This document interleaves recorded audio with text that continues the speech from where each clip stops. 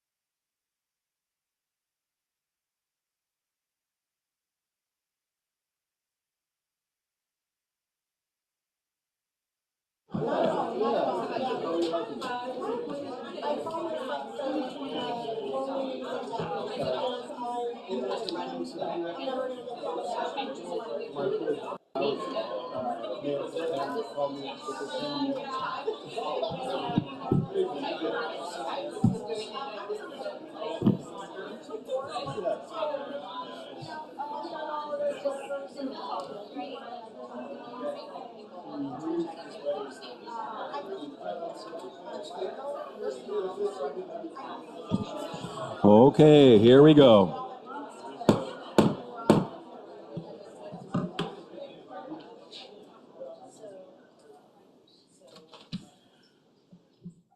Wow, this thing's pretty powerful. Thank you very much for everybody coming tonight to the 18th Annual Tri-City Council meeting between Black Diamond, Covington, and Maple Valley. And Maple Valley is very honored this year to host, and everybody gets a free cookie before you leave, so make sure you get one, so please get one on your way out.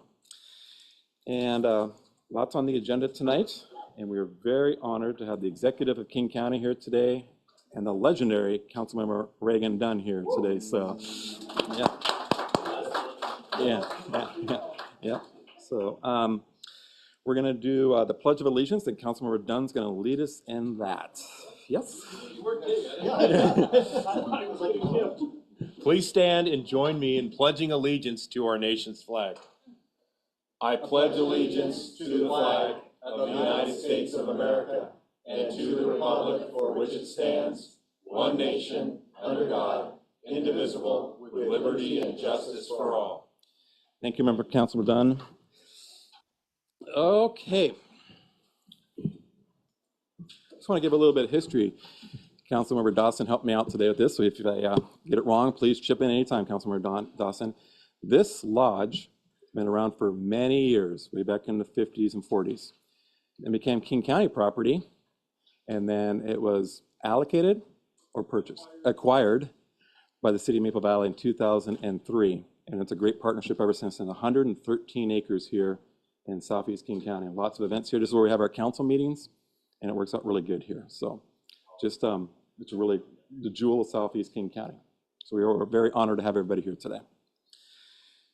Okay, we're going to do introductions. We're going to go around the room. If you could please give your name and what city you're with and what your title is, that'd be great. And then we are always, for those of you who've been around for these Tri-City meetings, we always have a question that we ask everybody. And this year, the honor of asking the question that everybody in this round table will get, City Manager Philpott gets to pick the question. And part of the training right now is you have to learn how to use this device. So you got to push the little green button here to get it to work. So this is part of the training here. If you have any questions how do you work this thing, contact Councilor Burberry. He's a trained professional at using this thing. Yeah. Okay, what's the question, City Manager Philpott? Please share with us your first job, and bonus if you tell us how old you were when you had your first job. Okay. Who wants to go first? Anybody? I'll do it. Okay, go ahead. Jennifer Harjahausen, City of Covington. My first official job was at Hot Dog on a Stick. Anyone from California knows that those, we wore pretty small outfits and made lemonade and dipped corn dogs. And it paid $1 above minimum wage, hence why I took the job. Councilor Sharp or Councilor Brunel, you guys get to pick which way you're going to go. Because you're going to set the trend, whichever way who goes first. Dana Pinello, Maple Valley City Council. I was 13 years old and worked for the family business. My dad had a car rental company. I washed cars, but I also drove them to the gas station to gas them up. Nice. I was 13. What state was that in? It was the state of California. It was a different time, my friend. Was it? I'm Sarah Nielsen, City Council with the City of Black Diamond. My first role was working at a local yogurt shop called Yogurt Stop. Isn't that cute? And we made our own soup and our own yogurt. So those were our specialties. Beth Porter, City of Covington, Mayor Pro Tem. And my first job where I actually took a physical paycheck home and got to take it to the bank was at the Why Not Drive-In burger stand in McKenna. And we flipped burgers and had a lot of fun. And I was probably 15 or 16. Deedham Pearson, Deputy Mayor, City of Maple Valley. I was 14, made about $4.10 an hour. I cleaned up after, so there would be organizations and teams that would go to the college for cheer camp or whatever, and so I always cleaned up after them. And unfortunately, my brother was the kind of the maintenance leader, so he made me have all the really crappy jobs. Hello, everyone. I'm Sean Smith. I'm mayor of Covington. My first job, I think I was about 11 or 12 was delivering newspapers, and it's about as exciting as it sounds. You just fold them, carry them. And when you're little, back then the newspaper was actually a big size with some heft, so it took some real time and energy to deliver those papers. And people would set their clock by when you would drop their paper off. So if you weren't on time, you'd get a phone call. So anyway, that's me. Thank you. Sean Kelly, City Council, Mayor, Maple Valley. And my first job, and I'm still there, but I left a couple times and came back, is working for the Oklahoma School District when I was a student. My junior, senior, I used to set up all the sports fields and whatever that was going on in the athletic department, things like that. So it was a lot of fun. So, yep. Well, you kind of stole my thunder because I'm technically at my first job still as well. John Adler, mayor of Black Diamond. At 19 years old, I started working for O'Reilly Auto Parts, and 20 years later, I'm still there. So. That's great. Dermai Zahalai, King County Executive. I had 2 jobs in the same summer in high school. Those were my first jobs. The first one was selling sunglasses at the Sunglass Hut in South Center Mall. Okay, remember that. I remember Oakley's and a lot of great brands. The second one was far more dangerous. I used to sell knives door to door through Cutco. Yeah. Dude, you can make real money. You can just imagine. I used to go literally show up to strangers' doors with a bag full of knives as a 17-year-old. And what city were you doing that in? Seattle, Tukwila. Seattle, Tukwila. See, that's a profitable business. My first job at 13, Reagan Dunn, King County Council, 13, and I was a paper boy for the Seattle Times. And you're right, if you don't get it right in terms of time, you're in trouble. But what I was never good at, I was too lazy to go do the collections. So literally, I never made any money, which is why I'm now in government. So Les Burberry, Maple Valley City Council. Grew up on a farm in Kentucky, and so I really couldn't tell you how early they had me out in the field, but it was not far after diapers. But then we moved into the city, and so my first job with an actual paycheck to it was actually the Fayette County Parks, Lexington Parks Department. All right, so I am council member, Mayor Pro Tem Tammy Deedy for the city of Black Diamond. And my first not tax-paying job was babysitting for all the local families in the city of Black Diamond. I'm Darcy Peterson, councilperson for City of Black Diamond. My first job at 13 was for National School Studios, which sounds big, but it was a mom and pop operation, like when you go and have your kids' pictures taken in elementary school. And back in the day, they used to dump all of the money just in a brown paper bag. And my job was to organize the money. And so maybe that's why I went into finance, but that's what I did. My name is Riley Reed. I'm with the Covington City Council, and my first job was in Covington at the Taco Time, and I was fired after 3 months. So I had to go work at the Dairy Queen in Four Corners instead. They hire anybody.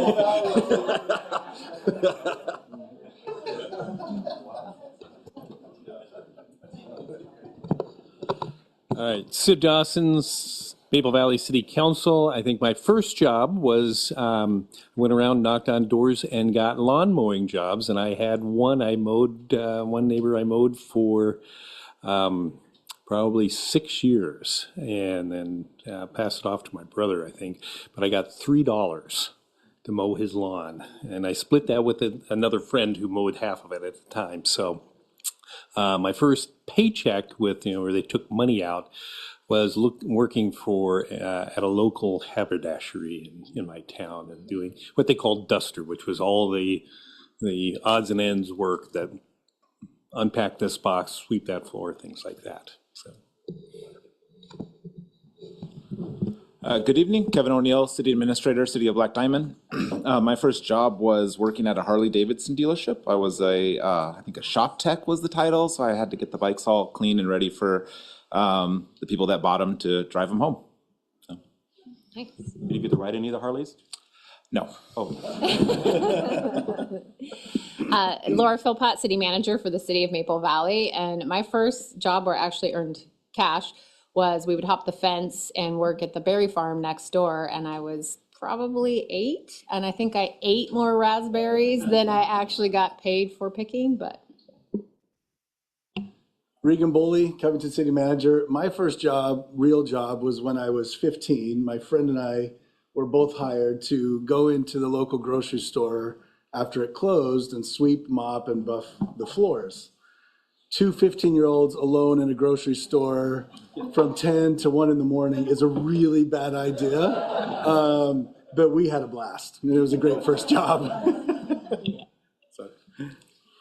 Monica Kumar from Black Diamond. I have to be the only one in this whole crowd who did not spend my teenage years in America. I actually came here when I was 25 years old, and I came from India, and I landed up in Cleveland, Ohio. So the first thing that I did was actually went to school, and my first job, unfortunately, was corporate America. So I was thrown into the ringer pretty fast, pretty early. So. Hi, I'm Debbie Hartzog, City Council member for Covington. Those that know me are not going to believe this, but when I was 16, my grandparents lived in Westport, and my grandfather owned the local gas station. And I would go and stay 2 to 3 weeks every summer. And so when I was 16, my grandfather said, "Why don't you come in with me and pump gas?" I said, "Okay, that sounds fun." And I would pump gas. I would check oil. Nobody does that anymore. But my grandfather said it was really good for business. He said, you know, with a lot of fishermen there over the summer, and he said, this will be embarrassing, that they would drive around the block and come back and get more gas. So anyway. Does Lloyd know that? Oh, yes, yes. And so a little bit more subdued than that. Later that year in high school, my mother worked for a propeller company in Kent, and they were trying to hire someone to come in and do some typing, and my mother suggested that she could bring the typing home to me, and I could do it, and she could take it back. So I think it was my first work from home job, but I think it was even less than minimum wage, so. John Herbert, City of Maple Valley City Council. My first job was in a garden store. I was about 15, next door to the XL Super in Normandy Park. And I knew nothing about gardening. People would come in and ask me a question, and all I could do was tell them to wait till the manager came back.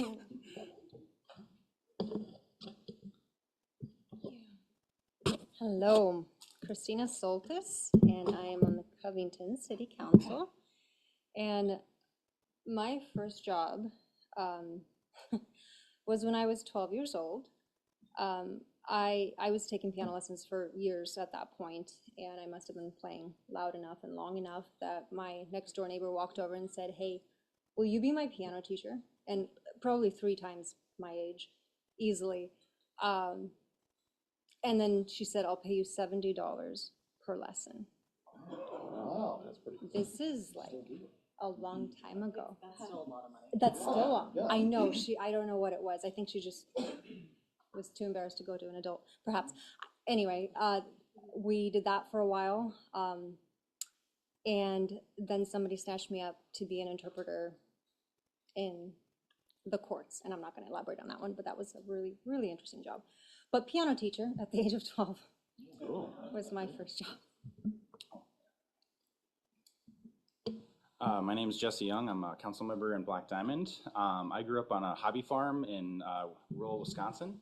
And so from a very early age, I was mucking out the chicken coop and the horse stalls and everything. And I would get $1 per wheelbarrow load. So that was big money. And then when I was 12, I started mowing lawns and gardening. And I was like $7-8 an hour cash. And then when I was actually able to legally work in Wisconsin, is 14 and a half. I started working as a dish person at the Bogus Crick Cafe and Bakery, and they immediately were like, "You're really good at dishwashing, but let's also put you in the bakery where you can make malts and bake all the goods. Let's also put you out and you can, you know, do the tables and all that kind of stuff." So, yeah.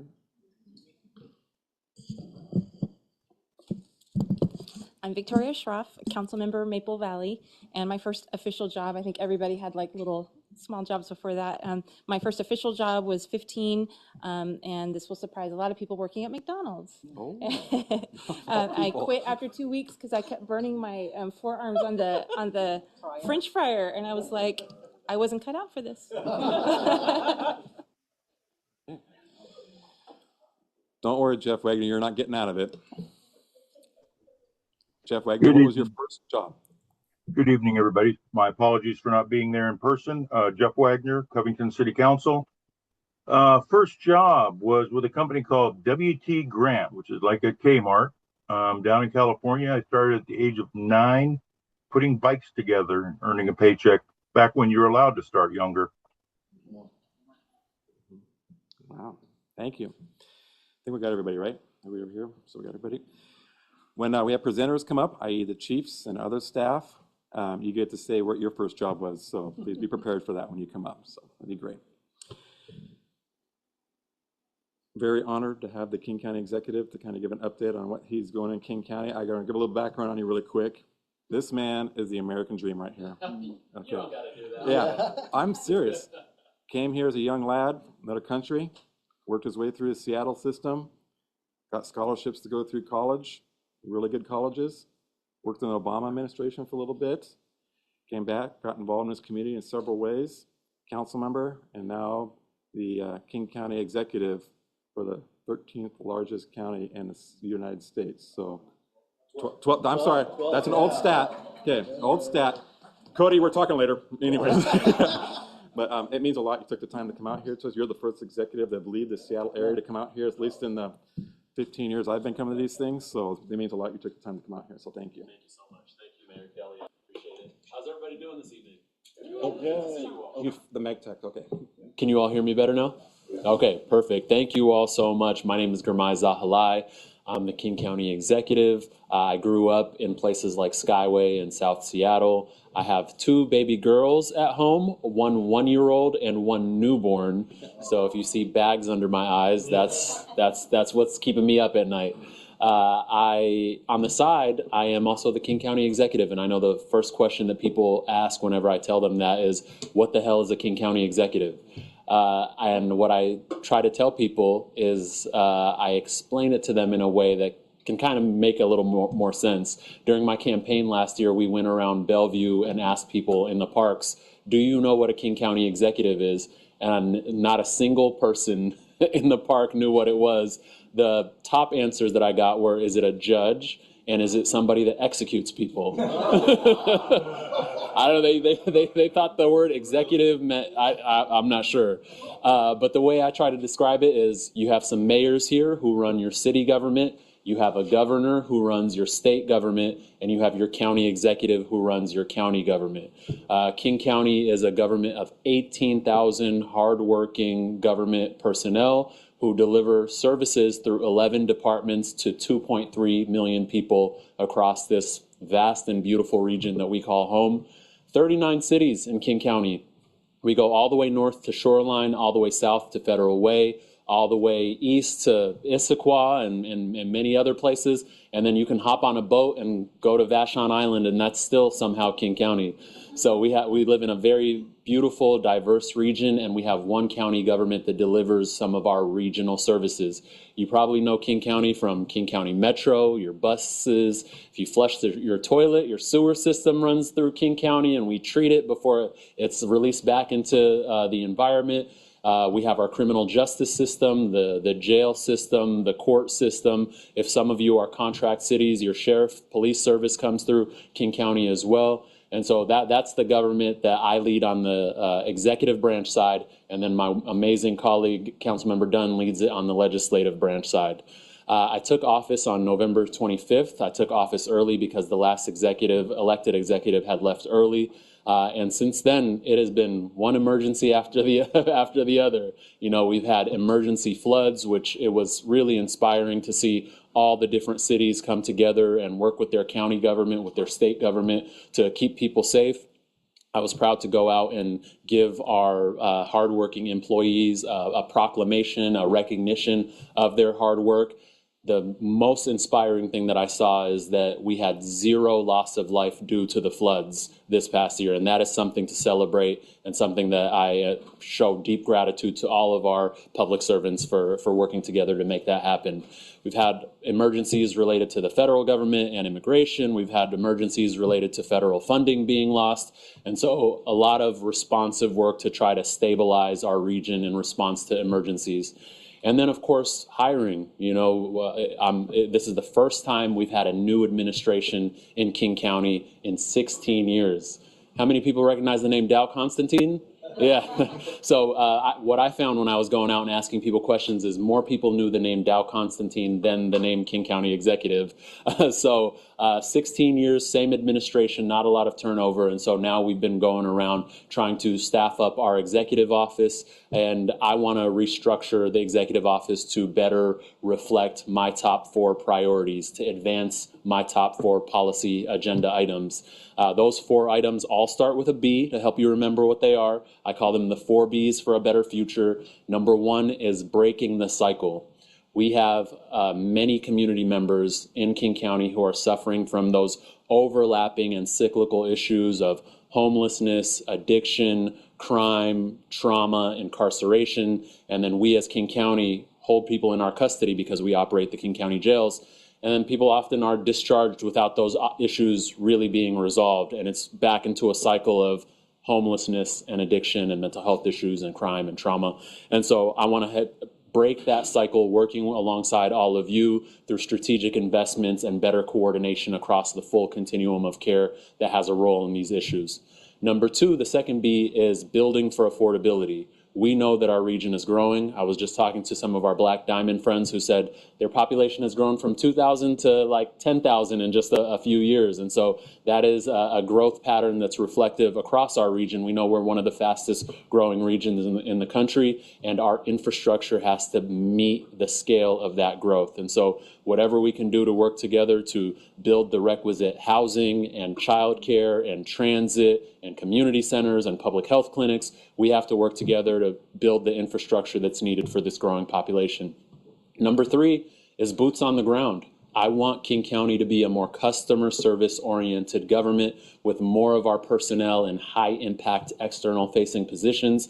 I want you to see us, feel us. I want people to see their tax dollars at work. I want you to see more community cleanups, more graffiti cleanups, more outreach to our unhoused neighbors, more opportunities for volunteerism. We could be a platform for people who are not part of King County government to get involved, and all of us have our trash bags and trash pickers, and we're going out and cleaning stuff up and really bonding through public service.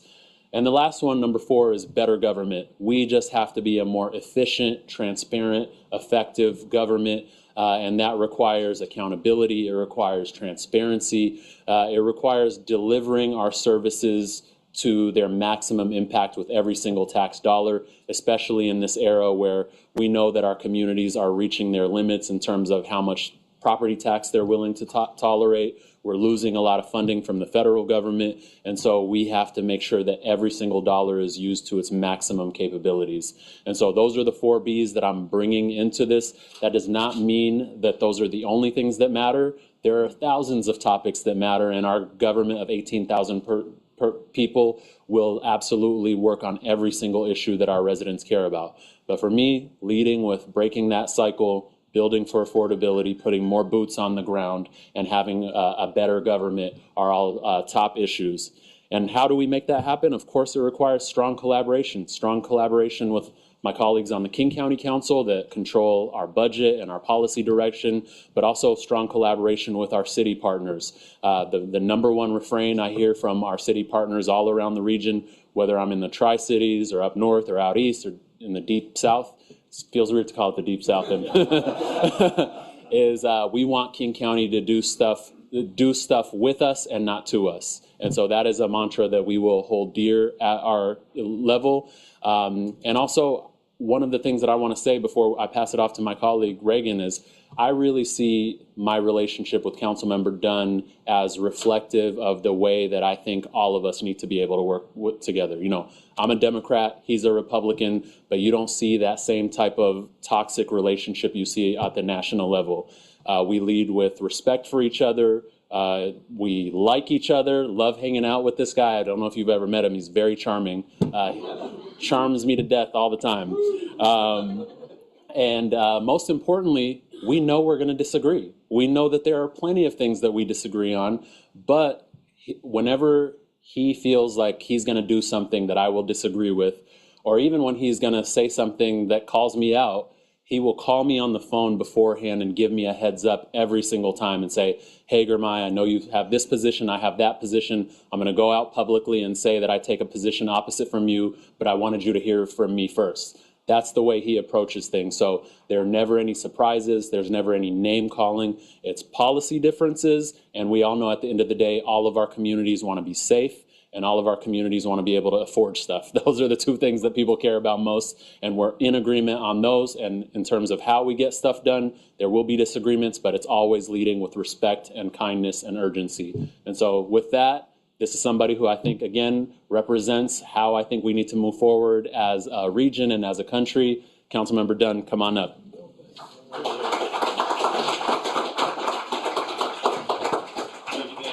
Thanks, Gurmai. Good to see you, bud. So, Executive, you're not getting off that easy. There's 3 questions. Oh, yeah, I forgot about that. Yeah, 3 questions. No, actually, he's going to answer all the questions. Oh, yeah, let's stay up here. Let's ask the questions really quick, and then you'll be next. Yeah. Okay, so each city gets 1 question to ask the executive. And Covington, you're up first. Great. Thank you, Executive. The question that we have for you from Covington is that for over 5 years, the contract cities have been required to hold vacancies in our police departments. Right? What is King County's plan to accelerate hiring for the King County Sheriff's Office and reduce the backlog of unfilled positions in contract cities? Absolutely. I would say, first of all, there is bipartisan support on this issue. We all know that we have to urgently staff up in these positions. And so you will get no disagreement across our council or the executive's office about the need for that. And so we have absolutely funded several measures to try to hire up as quickly as possible. And I believe we've been moving in the right direction for a number of years now. We have incentive programs. You know, we've accelerated lateral deputy recruiting initiative. So that means that we have hiring bonuses. We have bonuses in terms of the number of hours that our deputies can work. We have specialty assignments. You know, if they choose to work in a certain part of the region and that's one of their preferences, we can honor that. But just making it a more appealing place to work through incentives is something that we've all supported. Number 2, we've really ramped up our recruiting. So we have our recruiters going to college campuses, to military bases and military institutions to try to find people who are interested in continuing their public service through law enforcement. So continuing to ramp up those efforts. And also just a much more robust advertising campaign. We want to make sure you might be driving around these days and see a billboard that says King County Sheriff's Office is hiring. You might see more social media campaigns, but a much bigger emphasis on the marketing side. So incentives, recruiting, marketing, and just bipartisan agreement that this is one of the top issues. Thank you. Very much. Okay, City of Maple Valley, Councilmember Pornello. I wanted to start with a softer question and say, if you were a gnome, no, would you want to live on the Maple Valley Gnome Trail and why? No. What would your name be? But I'm not going to ask that question. Sorry, Dana, that's it. Dana, no. Council deliberated and agreed that was the one. No, okay, honestly, the city of Maple Valley definitely shares King County's commitment to addressing the housing crisis and creating opportunities for affordable home ownership that build generational wealth. As we begin visioning for the county-owned but locally zoned Summit Place property, we see potential for middle and affordable housing. What would be the best next step for partnering with King County and potentially creating a community land trust to make this vision a reality and deliver something of regional significance for Southeast King County residents? Thank you, Councilmember. It's a great question. I think the next step is just continuing to coordinate with the Department of Local Services. You have our support from the executive's office to that department, but continuing that collaboration, meeting regularly and taking every step that we can to make that a reality is a top priority. And I agree with you, home ownership is absolutely a top priority for us. We know that's how you build wealth. We have down payment assistance programs. We support community land trusts in places like your city, but also in unincorporated areas like Skyway. And so you have our support, and the next step would be continuing to coordinate with DLS. Thank you very much. Absolutely. Black Diamond. I got elected. Okay. Well, Grimai, you kind of set yourself up for this one because you talked about doing stuff with us and not to us. So Yes. Black Diamond is a small city of roughly 7,200 residents. We have limited staff and funding capacity. So I'm just curious, when the county introduces major initiatives, what do you plan to provide as far as direct technical assistance to ensure some of the smaller cities can successfully implement that? Yeah, thank you, Mayor. I think it begins with trust building and relationship building. I don't want you all to find out about King County initiatives in the news. I want you to find out about it because you helped co-design it, and also because we were with you talking about it very early on in the process. I've intentionally restructured my executive office so that we can have more boots on the ground out in the community. So whereas the last administration, I believe, had one external relations position in the executive office, we're going to have close to 15 positions. So we're going to have positions dedicated to North King County, East King County, South King County, Central King County. And they come with me to every event, and they come to events when I'm not there either. So introduce a couple of my team members right now. My South King County relations manager is Ryan. He's right back there. So I know he was going around meeting some of you, passing out contact information. So he's tasked with building relationships with all of you, coming to your city council meetings, learning what your issues are, and proactively sharing with you what's in the pipeline for King County. An additional layer beyond the regional managers who are more focused on the community members, we also are going to bolster our government relations department to focus on the elected officials. So I want to introduce Sierra, who runs our government relations shop. Thank you so much, Sierra and Ryan. And their task is to make sure that we have strong relationships with our city partners. And to even add more to that, Sierra is going to run an entire government relations team. One of those positions is specifically going to be for cities. So not she's going to focus on cities, states, port commission, school board, all of that. But you'll have a dedicated position focused exclusively on cities. And so that co-design, that relationship building will be there. And then in terms of technical assistance, my hope is that we're designing the initiative in the first place with that technical assistance in mind. Thank you very much. You can stick around for a few Thank you minutes. so much. Absolutely. You guys see the kids. That's priority one. So can you give them a ground applause?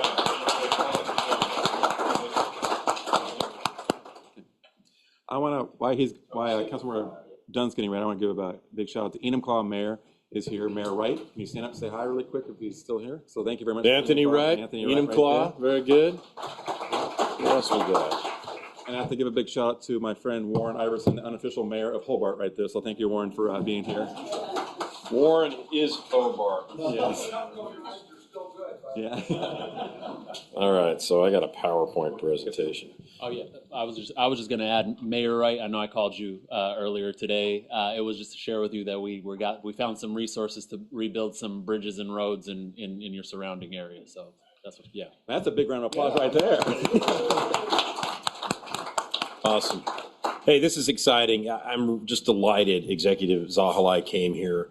It's been at least a decade since county executives come down to this city meeting, and it shows just in a couple of months of being in the office his commitment to Southeast King County. Grimai and I have worked together for 6 years. We talked a lot over the course of the campaign. We had Thai food in his office. Was it yesterday? Working through his, what I think is a very bold agenda for the future of King County. In fact, I was really pleased and excited to see his level of engagement, his vision. It's clear, it's constituent centered, and I'm really optimistic about the future of King County with Grimai at the helm. So thanks for coming out and seeing us. It really does come down to relationships and friendships in this business. And when things happen, like we run into a massive pandemic and in a few weeks we have to pivot as local governments, you know, being able to call Les or Regan Boley or Victoria or the mayors, Sean P., you know, matters a lot to have those relationships, and we can turn on a dime to accomplish the goals of our local communities together.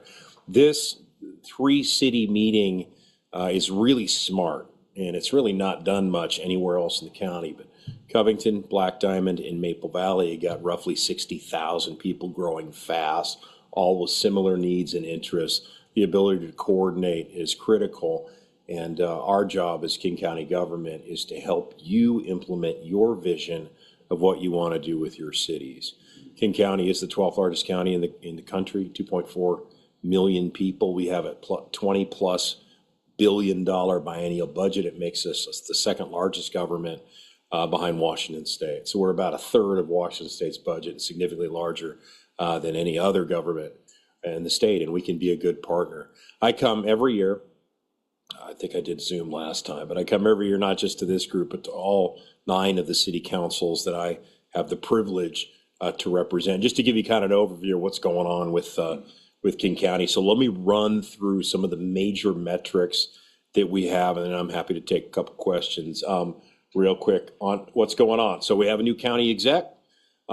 He's running the executive branch of government, 18,000 employees, give or take. The county council is a legislative branch of government. It's got something like 180 employees within it.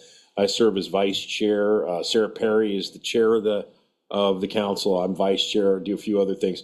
I chair the Local Services and Land Use Committee, which has kind of local land use jurisdiction, doing a bunch of other committees. And I chair the King County Flood Control District, which is $100 million annually, and sort of helping with flooding and rivers. And as you all know, in December, we had a once in a 200-year flood event, and no one died in King County.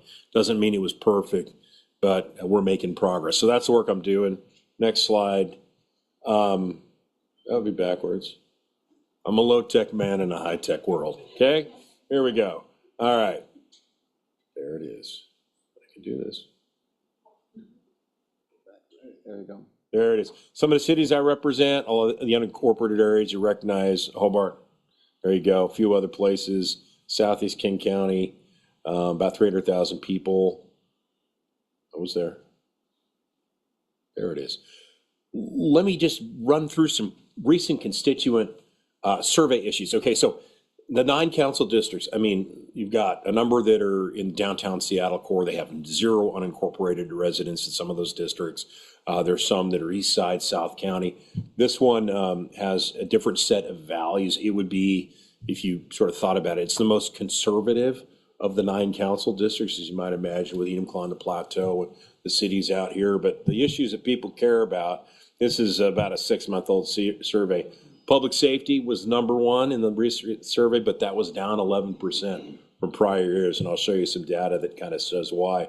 Reducing property taxes was #2, but down 6% from what it was a year before. A new top 3 popped up, which is reducing inflation and cost of living. I bet you if I polled that today, that'd be either #1 or #2. People are worried about cost of living, prices, gas, groceries, a lot of things, and that continues to be pretty important. If you want more or less law enforcement, 46% say more, 3 less, maintain the same amount, 51%. So that's pretty average. If you asked any of the constituencies out here in this district if they supported a particular tax that was passed last year, not a single one of them received majority. So as you might imagine, this part of the county, as some of you know, is a tough place to get a tax passed through. And that's just interesting background. The view of the economy, most people think it's going to get worse in the next year.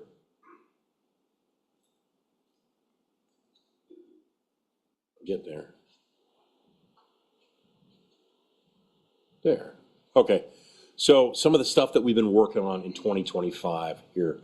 The White River Bridge, right, over height truck ran across that, down across the White River, shut it down.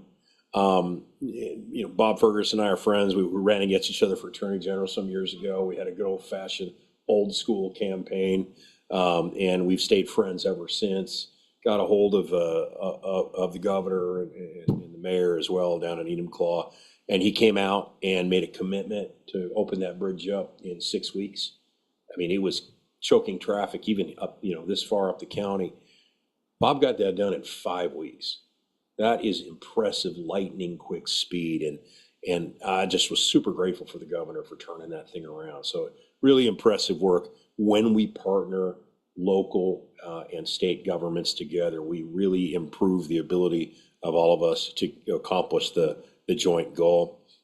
Some other things we're working on: eviction backlogs. We've improved by adding commissioners. The issue of following up on eviction backlogs and landlords and rent enforcement.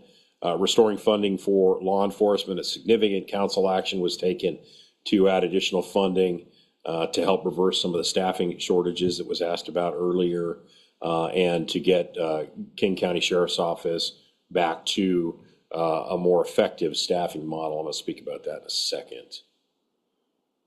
Oh, backwards. You want me to operate that for you?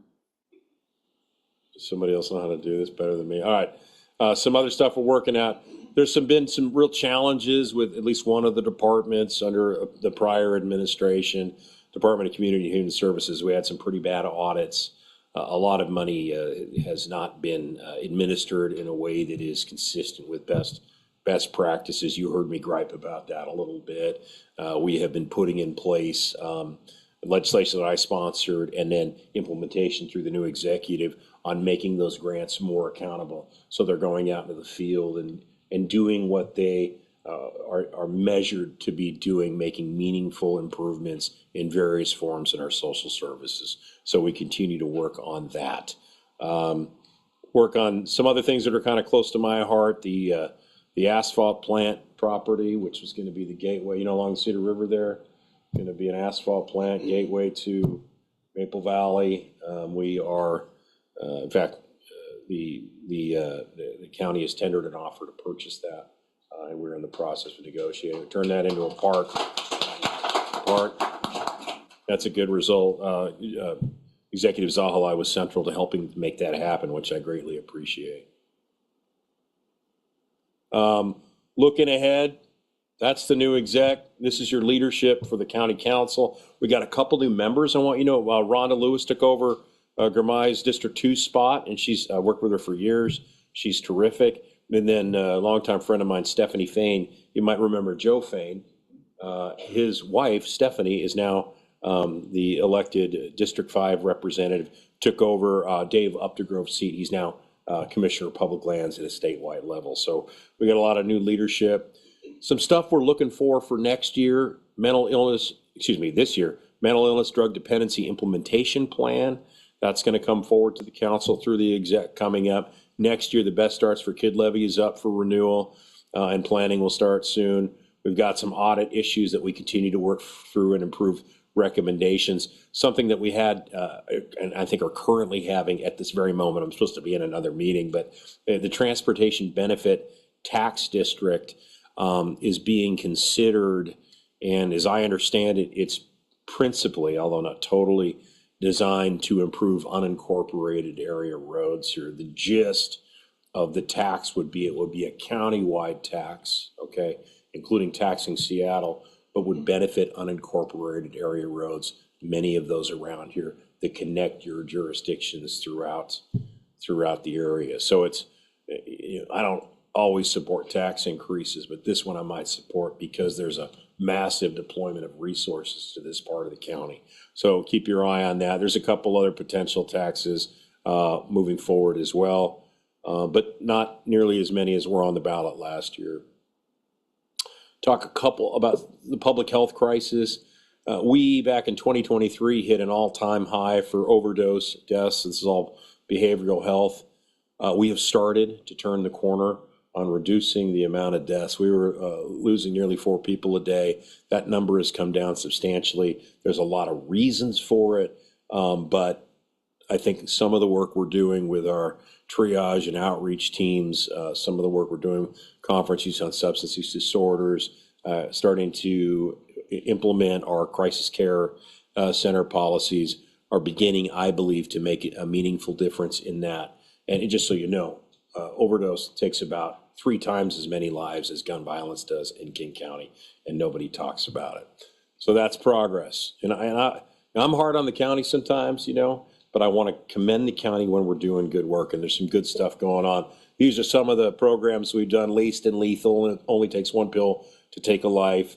That is some of the programs that we think are getting out to parents on fentanyl, for example. Laced and lethal, don't count us out, the crisis care center levies.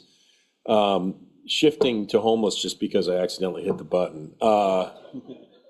This is one thing I want to pay attention. I want you to pay attention to. This is HUD data from January of last year. So HUD hasn't come out with its new data.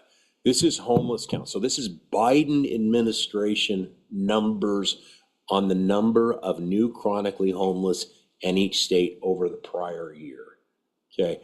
This is Biden data. You will notice, for example, Texas had 337 more registered chronic homeless. Okay. North Dakota went down by 64. Washington is clearly an outlier. 4,295 new homeless counted in 1 year. Oregon is a close second.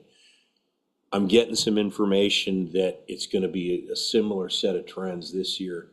We need to continue to watch what is happening with our chronically homeless in this part of the country and continue to implement programs, and we've been working on them to make sure that we are effective at ending that. And I don't want to waste all your time on this. There's a lot of very complicated reasons why Washington State has, in my opinion, become a dead-end street for the nation's homeless problem. But I think we're all on board trying to find a way to work together to fix that, including drug and alcohol addiction, including the housing that is necessary, including, the treatment programs that are there, the job training, mental health, all of the things that are necessary to attack this, perhaps the most significant local issue of our generation, in my opinion, here. So pay attention to those as well. Criminal justice stuff, again, not unlike overdose deaths, your shots fired are way down. Your medical examinal homicides are way down. A lot of this was a bow wave created by the pandemic, and we're starting to see, as that massive tidal wave that came in is washed away, we're starting to see some normalization. Also, there's been some really good work that we've been doing in a lot of different fronts, including interfacing in crisis in advance of. But it's a story that I think we are proud to tell, and we'll hopefully continue to see progress on. Nope, did that one. Almost there. There we go. Juvenile crime is still continuing to be a problem. It's down a little bit, but juvenile crime has not had the same dramatic downward departure. There's some reasons for it, and there was a big emphasis to shut down the juvenile jail, which I was able to stop through legislation. I think based on that data, starting to see that curve come down. I'll keep you posted on it, but it was looking pretty bad for a while. We want to make sure that both our adult violent crime, property crime, as well as juvenile crime are all heading in the right direction. Couple things on violent crimes left unresolved, criminal cases. Part of this has to do with the backlog of the judiciary. So the King County Superior Court, and to some extent the District Court, are very engaged in trying to process these cases. And when we had the pandemic, we couldn't have those trials in person. Everything got bogged down. The court system got bogged down. We started to make progress. We're still sort of making progress, but time to disposition is still unacceptably high. Germay and others led on a legislative proposal to add more money to the general fund and courts.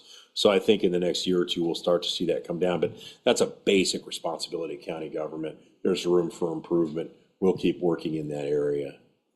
Nope, didn't want to do that one. Come back. Nope, not that one either. There we go. This is the one I want to point out real quick, okay?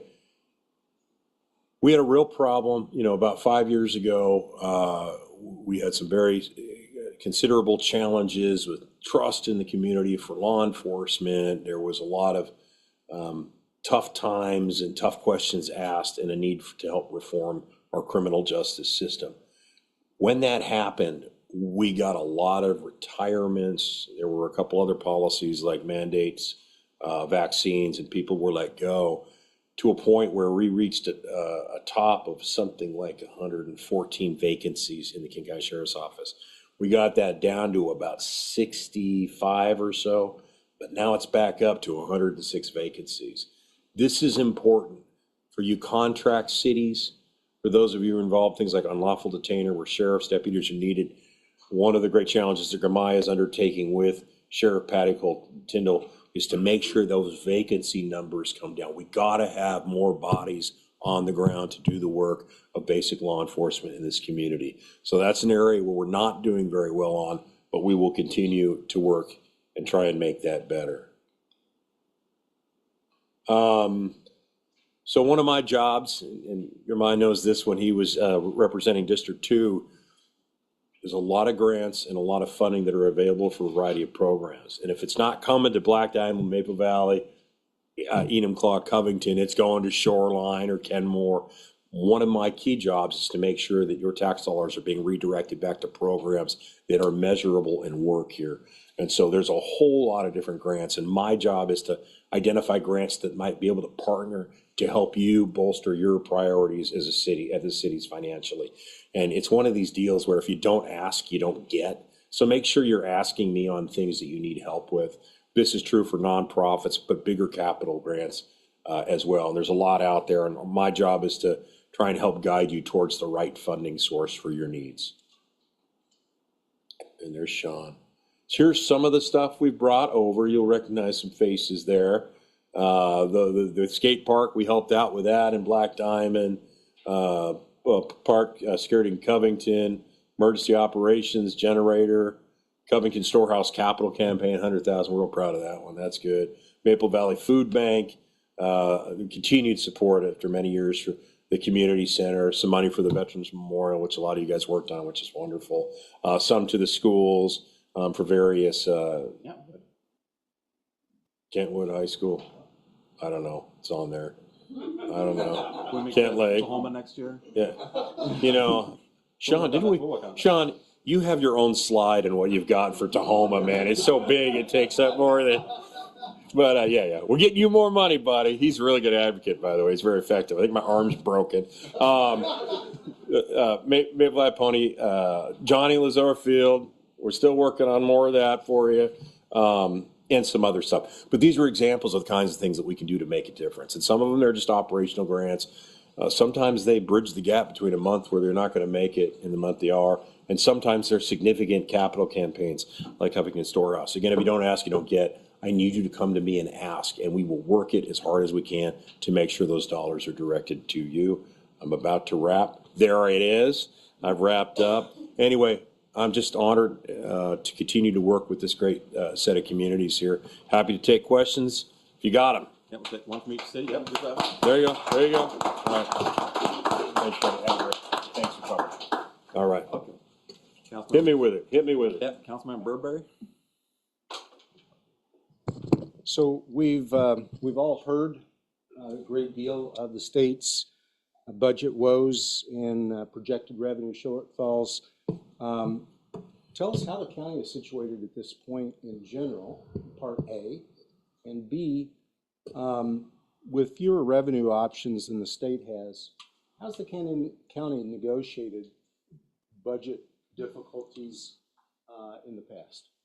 So, great question. So, there's a real battle right now between, and this is true at county and it's true at the state, between sort of governing majorities who are wanting to solve these budget problems with new taxes, with new revenue. And so, and Bob, the governor, to his credit, he was trying to hold the line and not do a lot of increased taxes. He was able to cut some, but it still ended up about a $9.5 billion tax increase at the state. The county had a $157 million shortfall. And to the extent I can tell, cut almost nothing and simply raise taxes in 5 areas, many of which I opposed, to balance the budget. No hard cutting was done in any significant way. And, okay, well, you can solve a budget problem by just adding a bunch of new taxes. Here's the problem.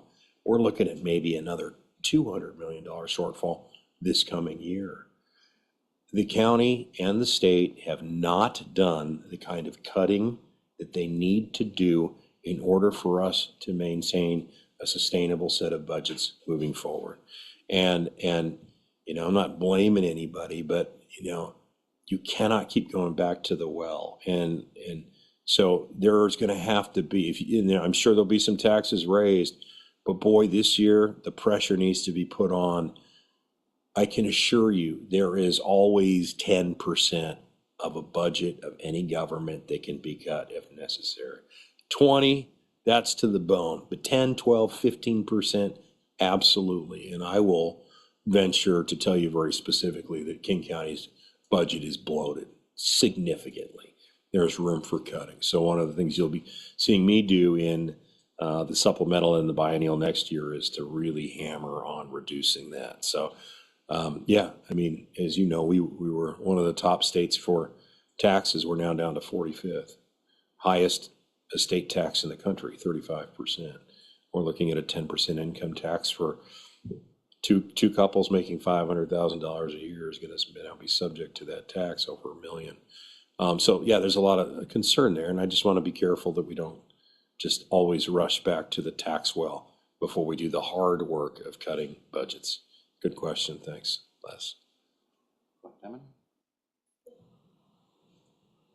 All right, so this is a question that the city council mayor have asked several times, but as our population continues to grow, which we're over 7,000 population now, it's on transit. So with Black Diamond's rapid population growth, including senior citizens, more seniors moving into our area, how can you help our city secure more consistent transportation, such as the King County Flex or Dial-A-Ride, to better connect our residents to regional transit hubs? So, you know, we've got some transit, but it's not enough to help get all of our residents into different areas of the region. Yeah, and so we got to have transit. My position has always been, we always have to have a transportation transit lifeline out. And it gets harder as you get out to the less populated areas. But even Enumclaw, we work to keep a connection. What helps me advocate is to show the continued need for that transit in that particular area. If we can do a study, if we can show the need. What happens is, you know, I get some of the metro planners saying, well, these are dog routes. There's nobody on them. Why should we fund them? Some of these routes exist only because I basically said, you're not getting my support for any budget unless there's at least a transit lifeline to my communities. But as we get denser, it makes that argument easier. So what the cities can do to show a continued need. Now and there's a lot of this is just horse trading, good old fashioned me putting my foot down to get more transit. We will continue to do that, but it helps me if the cities can put together. The most powerful thing you can do is have a city council unanimously write a letter with the mayor saying, we want additional times and routes. We want you to consider a connection here to here. And then I can go back to Metro. Michelle Allison is recently reappointed and make the arguments. And so that's how we will do it. We'll continue to do it. And you know how it goes. 5 years out here changes a lot in terms of what the population base is. So just keep me posted, and we will continue to advocate for it. Of the list of things of getting an additional bus route or timing is not like a 10 out of 10 hard. It's like a 4. So as long as I know there's something there that we can go after with some facts, maybe just a cursory study, I will help advocate for you for that. Thank you. And the time to get it is when they're going for another tax increase, because you're going to hold them hostage for that sort of thing. Yeah. Yes, ma'am. So my question, I'm sorry. Black Diamond's already got one. Oh, Thank you. sorry. We'll take it offline. No, I'll answer your question anytime. Yep. Thank you very much. Others will be here until midnight. Okay. Okay. Honorable Thank you. Covington. Yeah, thank you, Councilman. Oh, boy. Oh, yeah. Thank you, Councilmember Dunn. I've got a question in 15 parts. Yeah, you're good. 50 parts, good. No, I want to just start by saying we appreciate your leadership on this issue, and probably can sum it up pretty quickly. So how can the county and cities better coordinate on the permitting of battery energy storage system facilities so that they are sited in locations that don't threaten neighborhoods, schools, and sensitive habitats, including clear standards for setbacks, emergency response and planning, and decommissioning? So. Okay, BESS is a hot issue, and so obviously the electrical infrastructure needs of our community are rapidly changing, and so is the technology, and so battery storage is becoming a more and more important part of it. The council passed, what was it? Maybe it was a year and a half ago now, a BESS framework, a statute, an ordinance for how we will permit BESS facilities. I had some pretty significant concerns about it, and so I ended up being the only no vote out of 9 on the council for that. There's a lot of reasons I can get into it, but I thought that there were not enough protections or safeguards in place, setbacks, that concerned me quite a bit. So I was a no vote. I happen to chair the committee that has oversight and jurisdiction over that this year, local land use. I don't see any chance of any kind of like wholesale, complete rechanges, but I think we can do a better job perhaps in tweaking that code to make sure that we're more thoughtful on the potential for fires, setbacks, proximity to schools, a little bit more reined in on exactly what plots of land can be used. And so I know that's hot. It's continued to be hot, and we'll watch it closely. I tend to agree with you that some of these things are pushed in too close. There'll be a lot of battles. We're learning, and we have my friend Julian Lowe back there is with PSE, and he's a good friend, and we talk through this stuff all the time. We know that we need battery siting to make this all work, but as we learn lessons from what's happening across the country, and there's been a few things that have gone wrong, as we learn about how best practices and good siting can make these things work in harmony with our land use planning, we can slowly tweak and adopt that code to make it better. And I know that all 3 cities have passed a moratorium on BESS within your jurisdictions. And for the moment anyway, that leaves unincorporated King County. And you know, they don't have a mayor or city council out there. They got me and they got Germay. That's who we were dealing with. So we'll continue to fight that fight, common sense on it. And it will continue to be a hot issue every single time a BESS facility is planned to be sited. Councilmember Dunn, I was going to say thank you very much to you and your team, Cody and Carson, and all of your new person that you got down there, because every time we call, one of the 3 of you gets back to us usually pretty quickly. So it means a lot to all of us that you do that. And we have a great partnership, all 3 cities, including Enumclaw, who's back there too. So you make a difference. You do make a big difference for Southeast King County. It does not go unrecognized. So thanks for all you do, and you mean a lot to us. Thank you. Thank you.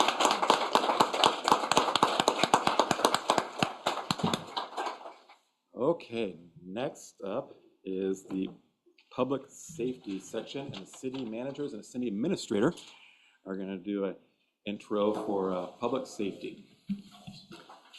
Okay, thank you.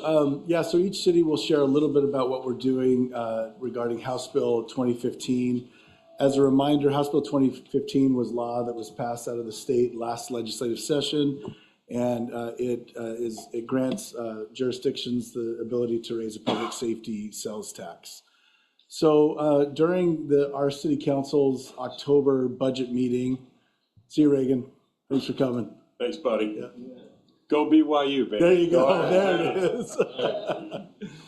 So during our budget workshop in October, the city council chose to hire a new police officer in anticipation of being able to collect this tax. We did it preemptively because it's a 9-month lead time for contract cities to get a new officer.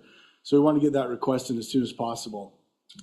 Then at our summit in January, the council decided to move forward with applying for the grant through the Criminal Justice Training Commission and also to adopt the public safety sales tax. So we are preparing that ordinance now. We'll present that to the City Council in March with an effective date of July 1st. We're currently working with the legislature and CJTC on how a contract city can apply for the grant. And so that will happen. We will be able to, but the process is still undetermined, and we're working on that currently. We'll obviously go to public safety funding and several different public safety initiatives in the city of Covington.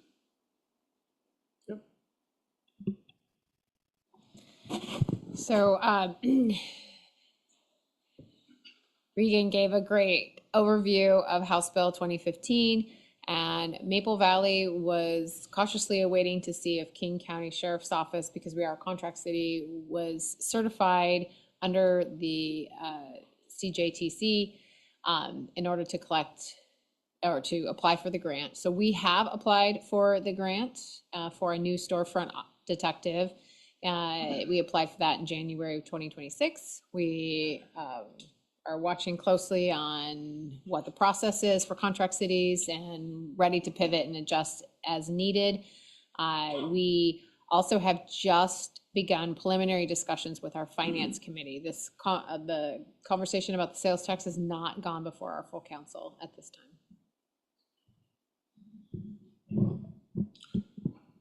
Thank you. So for Black Diamond, not being a contract city, the path was a little clearer for us. Council considered the sales tax item in September and passed it unanimously. We began moving forward with implementing that sales tax for it to be effective January 1st of this year. However, the road has been a little bumpy. We were one of the first 11 agencies to submit the necessary paperwork. All 11 agencies' applications were denied. During our budget process, we did budget for an additional officer to take advantage of the grant program, although that has also come with some uncertainty, and we have resubmitted our application and are awaiting decision from CJTC.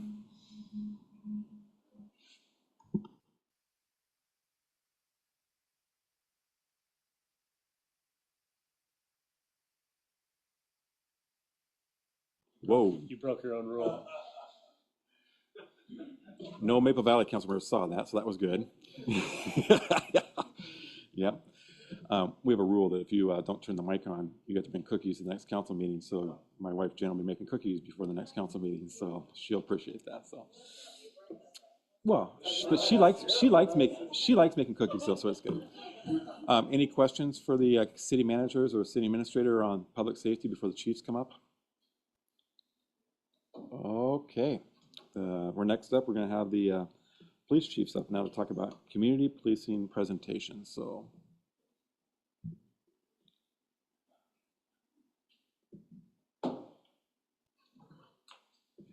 hang on a second here. Can you order your chief to come up here, please? I at least want to know what her first job was.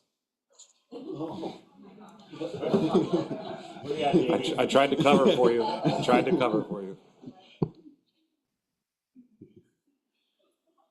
Well, while she's coming up, what was your first job? So I'll piggyback on several others. I was child labor, so it would not be legal today. So I visited my grandparents down in Northwest Florida. And so this bronze skin that I have was out in the sun of Northwest Florida picking weeds out of a peanut patch. Oh. And at the end of the day, as now a lobster, I collected my $4 and said, this is not working. But that was it. What was your first job? Socks galore and more. Oh, wow. Yes. It was at the North Bend Outlet Mall. Oh, cool. Yeah. Oh, good. I think it was like $3.25 an hour or something like that. Back in the day. Yeah. Okay. Well, thank you very much. And let you, yeah. Thanks. All right. Those of you that don't know, I'm Tony Lockhart. I'm the chief of Maple Valley Police Department, and I've obviously drew the short straw from our other chiefs. Covington, well played. He went on vacation. And she supposedly had laryngitis, but all of a sudden she can speak. So sorry, I didn't know. Right. I'm just going to give an overview kind of for all three cities. Keep it short and sweet. Some of the training and emphasis stuff that we were able to do together. A side note, when I first got here back at the end of 24, that was one of my big commitments to the city was I wanted to make sure we partnered with Covington and our partners at Black Diamond more. We're all together. We've got a lot of the same issues, and so it just makes sense. So we've really made that a priority. Black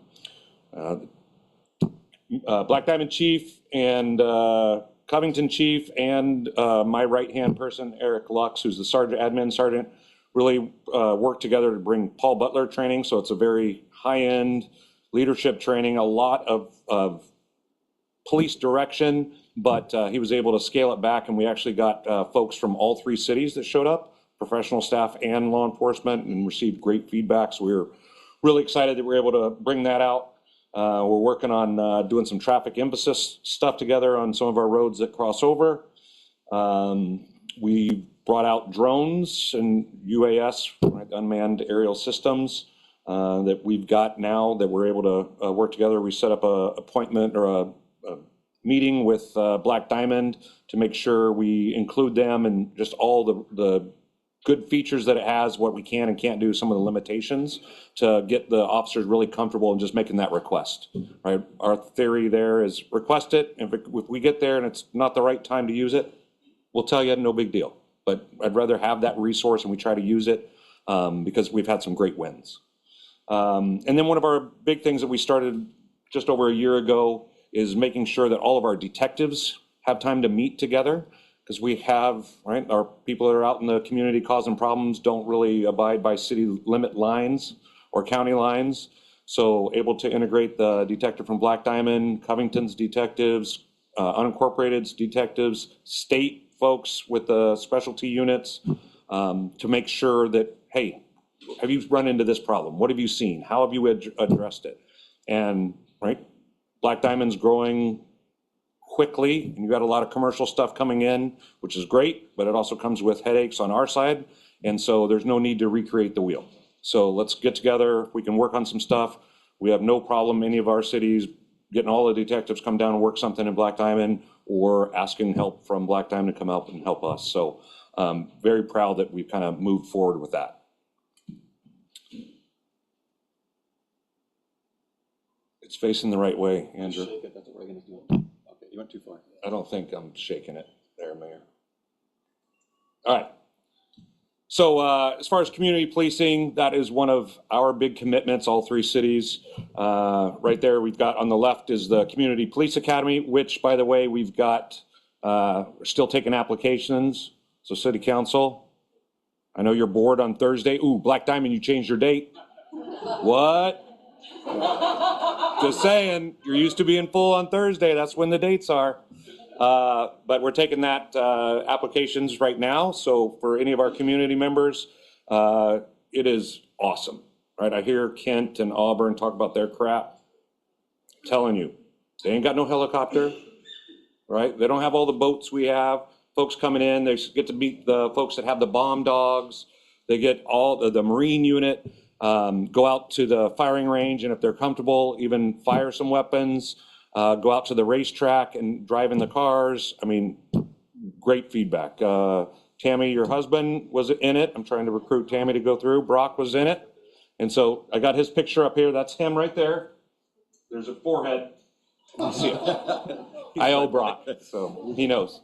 And then Bill up to teach. And the great part about that is we partner. We've got folks from Covington that come in and teach some classes. Black Diamond taught several classes, used the taser, et cetera. So truly a team effort from all parts of the King County Sheriff's Office and then our partners in Black Diamond. Great feedback on that. we talked about it last year, but this year it actually hit. So we had our chief for a day. So you can see Black Diamond Chief, myself. We had one of our two little chiefs that got to go through the Maple Valley Days Parade. They were involved in Black Diamond. And so just great stuff. National Night Out. We were able to get out, see all kinds of community members in all different neighborhoods. We did get feedback. We got a higher rating than fire. So internet says it. So we were able to do Shop with a Cop. And so those of you that are not familiar, right, we have kids that need a little help around the holidays. And I think they set the record this year. 260 kids got to go through Walmart shopping. We had 41 officers, 11 of our explorers, sheriff, mayor came out, all kinds of volunteers. It was a lot of shopping, let me tell you. We just kept going. It was a conveyor belt. But, I mean, look at that commitment. That is awesome, right? All those people up there were just taking kids and families coming in to volunteer. And great part was you had a large portion of these kids buying stuff for like their other family members. Right?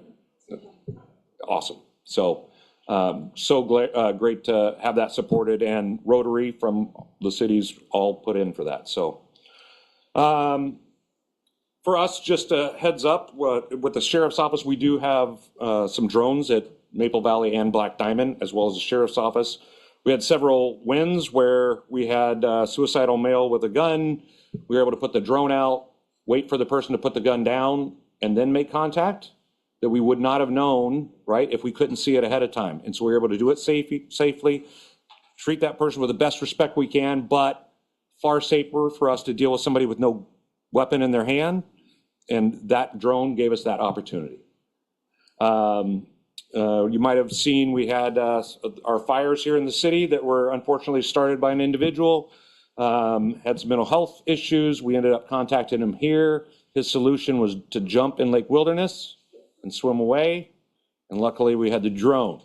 So we just followed him around, got a little tired, got him out, got him to help at the hospital, and then to go address his arson stuff.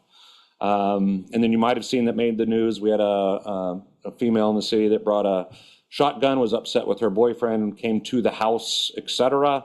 Ended up leaving the house, and we found her with the drone that we probably wouldn't have even been able to find with the canine, and out on a dock out here.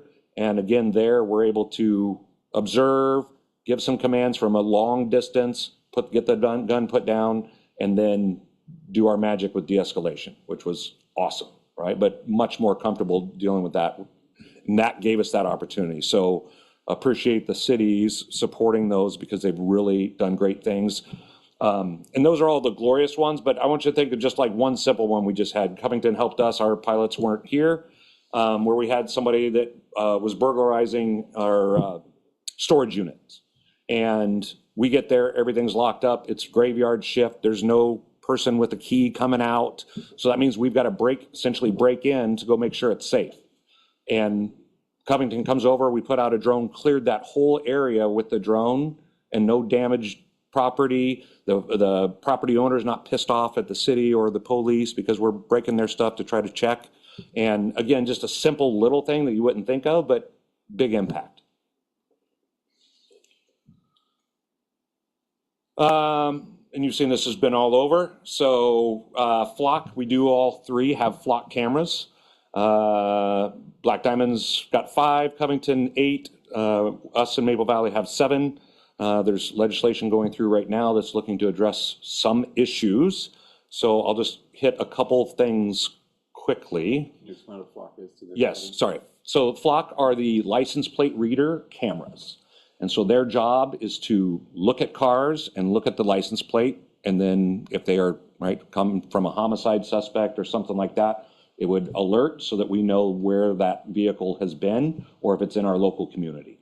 But it won't take a picture of Val Paganelli driving the vehicle. No, correct. It does not do facial recognition. It literally does plates. And we as the sheriff's office obviously are quite conservative in our policies to make sure that we're not using, they're not shared with federal agencies. We get to choose who we share them with and who we don't. And that's driven by a lot of times the individual cities and kind of what people are comfortable with, and what's the problem in the individual communities. For us, it's just been, just yesterday, we had a suspect that had killed somebody over in Spokane, and we were able to look at flock cameras, saw them in Ellensburg, knew that they actually had family or acquaintances in Covington, so we were alerted to that. We were able to see them in Renton, and then we ended up contacting them in Kent. Little short pursuit, spiked the tires, no big property damage, no real injuries to anybody. They wrecked out a little bit, but then we were able to take that person into custody, and Spokane came over and drove over the pass, picked him up, and is already headed back. And so that person right there would not have been caught with us just driving around looking, right? That was a flock save that who knows what was going to go on when that individual came over to our communities, and who knows that they were going to stay just in one. They don't know the perimeters either, or the property lines. So Covington's statue theft, the big caper, right? But again, the part that I love is like some of the little things that's important, right? You don't take that, you come steal one of our fish out of here, we're coming for you, right? You don't go mess with Covington's statue. But again, detectives and deputies able to do work, finding out the van, finding out the plate number, and going to make an arrest, and then tracking down where it is. They're still working that case, but again, it's not always the big glamorous ones. That's important to the community, and they like to see some wins from their police officers, and we like to give you some wins, because I'd give you a lot of non-wins. I want to catch everybody. We're not doing it. So when I can get these for you, and your chiefs can get these, we love it, right? And we love to be able to share that with the community. Black Diamond had their missing from Minnesota, came through, flock hit, and we're able to make contact and return that person. Think of the impact to that family. It's not local, but that impact to that family, huge, right? They got their family member back because of this. And then those of us that were on PSOC last year got a sneak preview of some of these, but some of the questions you may have heard is that they're looking at people and they're looking at property and all the things, right? I need to see the plate, right? Just tell us if there's a person with a warrant that's done some heinous crime with their plate. This is the typical picture, and this is taken from one of ours, of just the street. And as the car goes by, it looks at the plate. It doesn't look at the people, doesn't look inside. We can't tell what is going on with that. We get the plate, but at least I've got an idea that it's in this area, right? So again, when you have those questions from the community, have this picture in mind of how we're engaging. And then the coolest part for all of us, you saw, right, crime trends were down in all 3 cities, and it was totally because of your chiefs of police. Good job, Chief. But no, we're good. But we love to see it, right? And keep in mind, right, we're not Seattle, and we're not Tacoma, and we're not LA. So percentages, right? But if the number's 2 and you went to 4, yes, it's 100% increase. But you went from 2 to 4, we're okay. We're still doing good things for you. Questions? Do we have any quick questions for the chiefs? Good. Can we give them a big round of applause? We are in one of the safest regions because these two. Good job. Thank you very much. All right. Appreciate you all.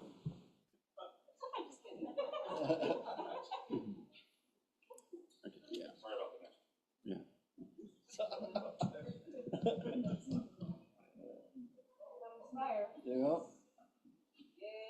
He's gonna try to get out a calendar. It's always nice to hold the door with me. Yeah.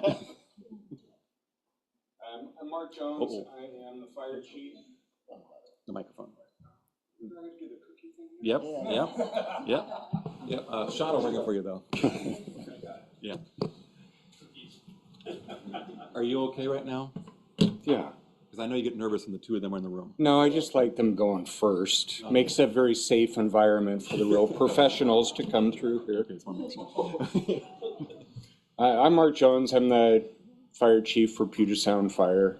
I have been in the fire service since 1991, starting as a volunteer firefighter for the city of Kent. And I had a young firefighter, I do a lot of station visits, and he said, "Oh, so you've been in the fire service since the late 1900s. And I had to process that for a little bit and then send him home. I'm joined here tonight with Sean Penwell. He's our assistant chief. Sean runs the business side of the fire department, and he is the brains behind all of this. He's also our FBC and financial expert. So when the difficult questions come on FBC, I get to say, go talk to Sean, and he'll help you out. My first job was working at King County Parks at the Tahoma Pool. I was a lifeguard when I was 16 years old. I'm a local kid. I was excited to see Kentwood got that money because I'm a Kentwood grad as well. And so I'm very tied with this community. Like I said, I've been here all of my adult life. And so I'm excited to be able to be the fire chief and to work with all of our great communities. So this will be an update. We'll talk about annexation towards the end, but I'm going to take an opportunity to brag about our fire department because we're pretty amazing, the things that we're doing and where we've come from. Now, Shauna told me how to, there we go. Okay, all our presentations start with our mission, vision, and values because that's so important for us. Professionally and compassionately helping people. Our vision statement is cultivating an environment of excellent respect and fun.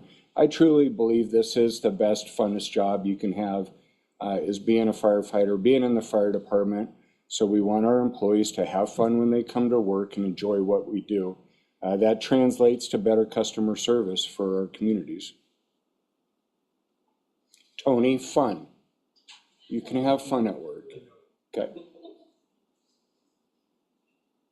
Let's see here. Values. Our values: serve with integrity, lead by example, be resilient, take care of each other. Resiliency is such a big piece of being a first responder, mental and physical resilience, to continue to do this job for 30 years and retire in a healthy way with a good mental mindset.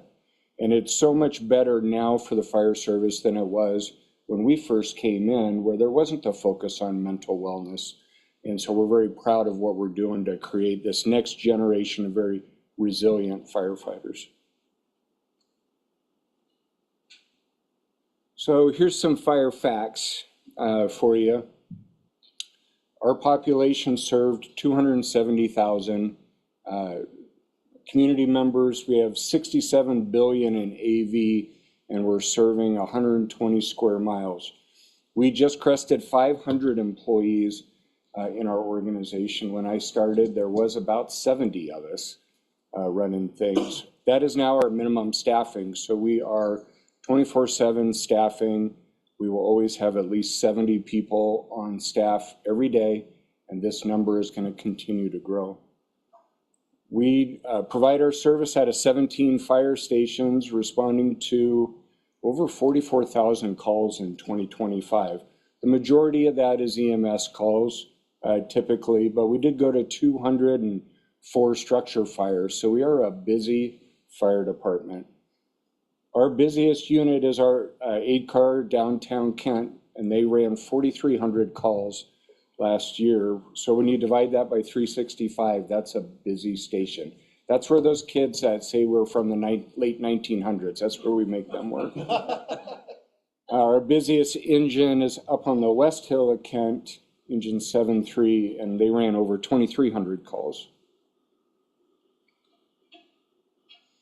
And I think this map is really good to show our service area. I used to say we go Lake Sawyer to Lake Washington, but we're farther than that. And we have a combination of annex fire stations and contract fire stations. So there's two different types of organizations that are a part of our department. And then our 17 stations are scattered across that service area.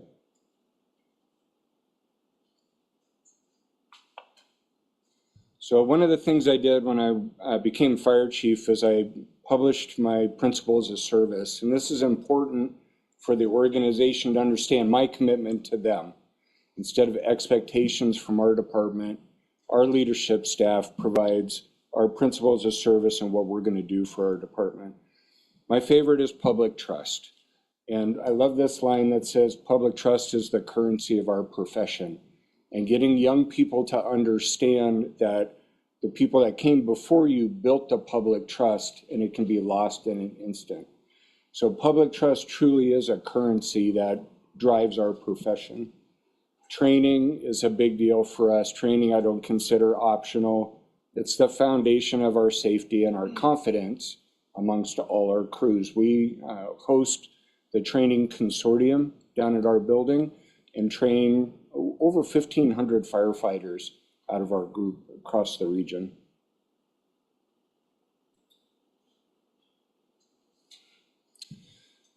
Labor management, so I come out of labor. I've served in every union role, every IFF role, including 6 years as a union president. I believe in the checks and balance that strong labor groups bring us.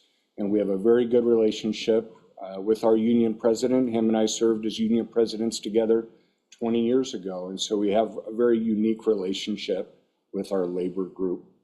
Health and wellness is one of our biggest priorities. We are doing some innovative things along with cancer screening and where we see health and wellness going in the future. Our big push is to bring full body MRI scans. We'll be the first fire department in the state to offer full body MRI scans to all of our employees. And this is the one that keeps me up at night. I know in our organization, there's people who have undetected cancer, and we're on a mission to find it and treat it and get people healthy. These are our key areas that we're looking at working on in 26. So recruiting, FD cares, and then I talked about health and wellness. Recruiting, we just finished up a workshop last week where recruiting numbers changed dramatically. So we are looking at bringing on 100 new firefighters in the next 4 years, 2 shifts, bringing on 100 new firefighters. That's a huge task. To do that, we're going to have to access new pipelines coming into our organization.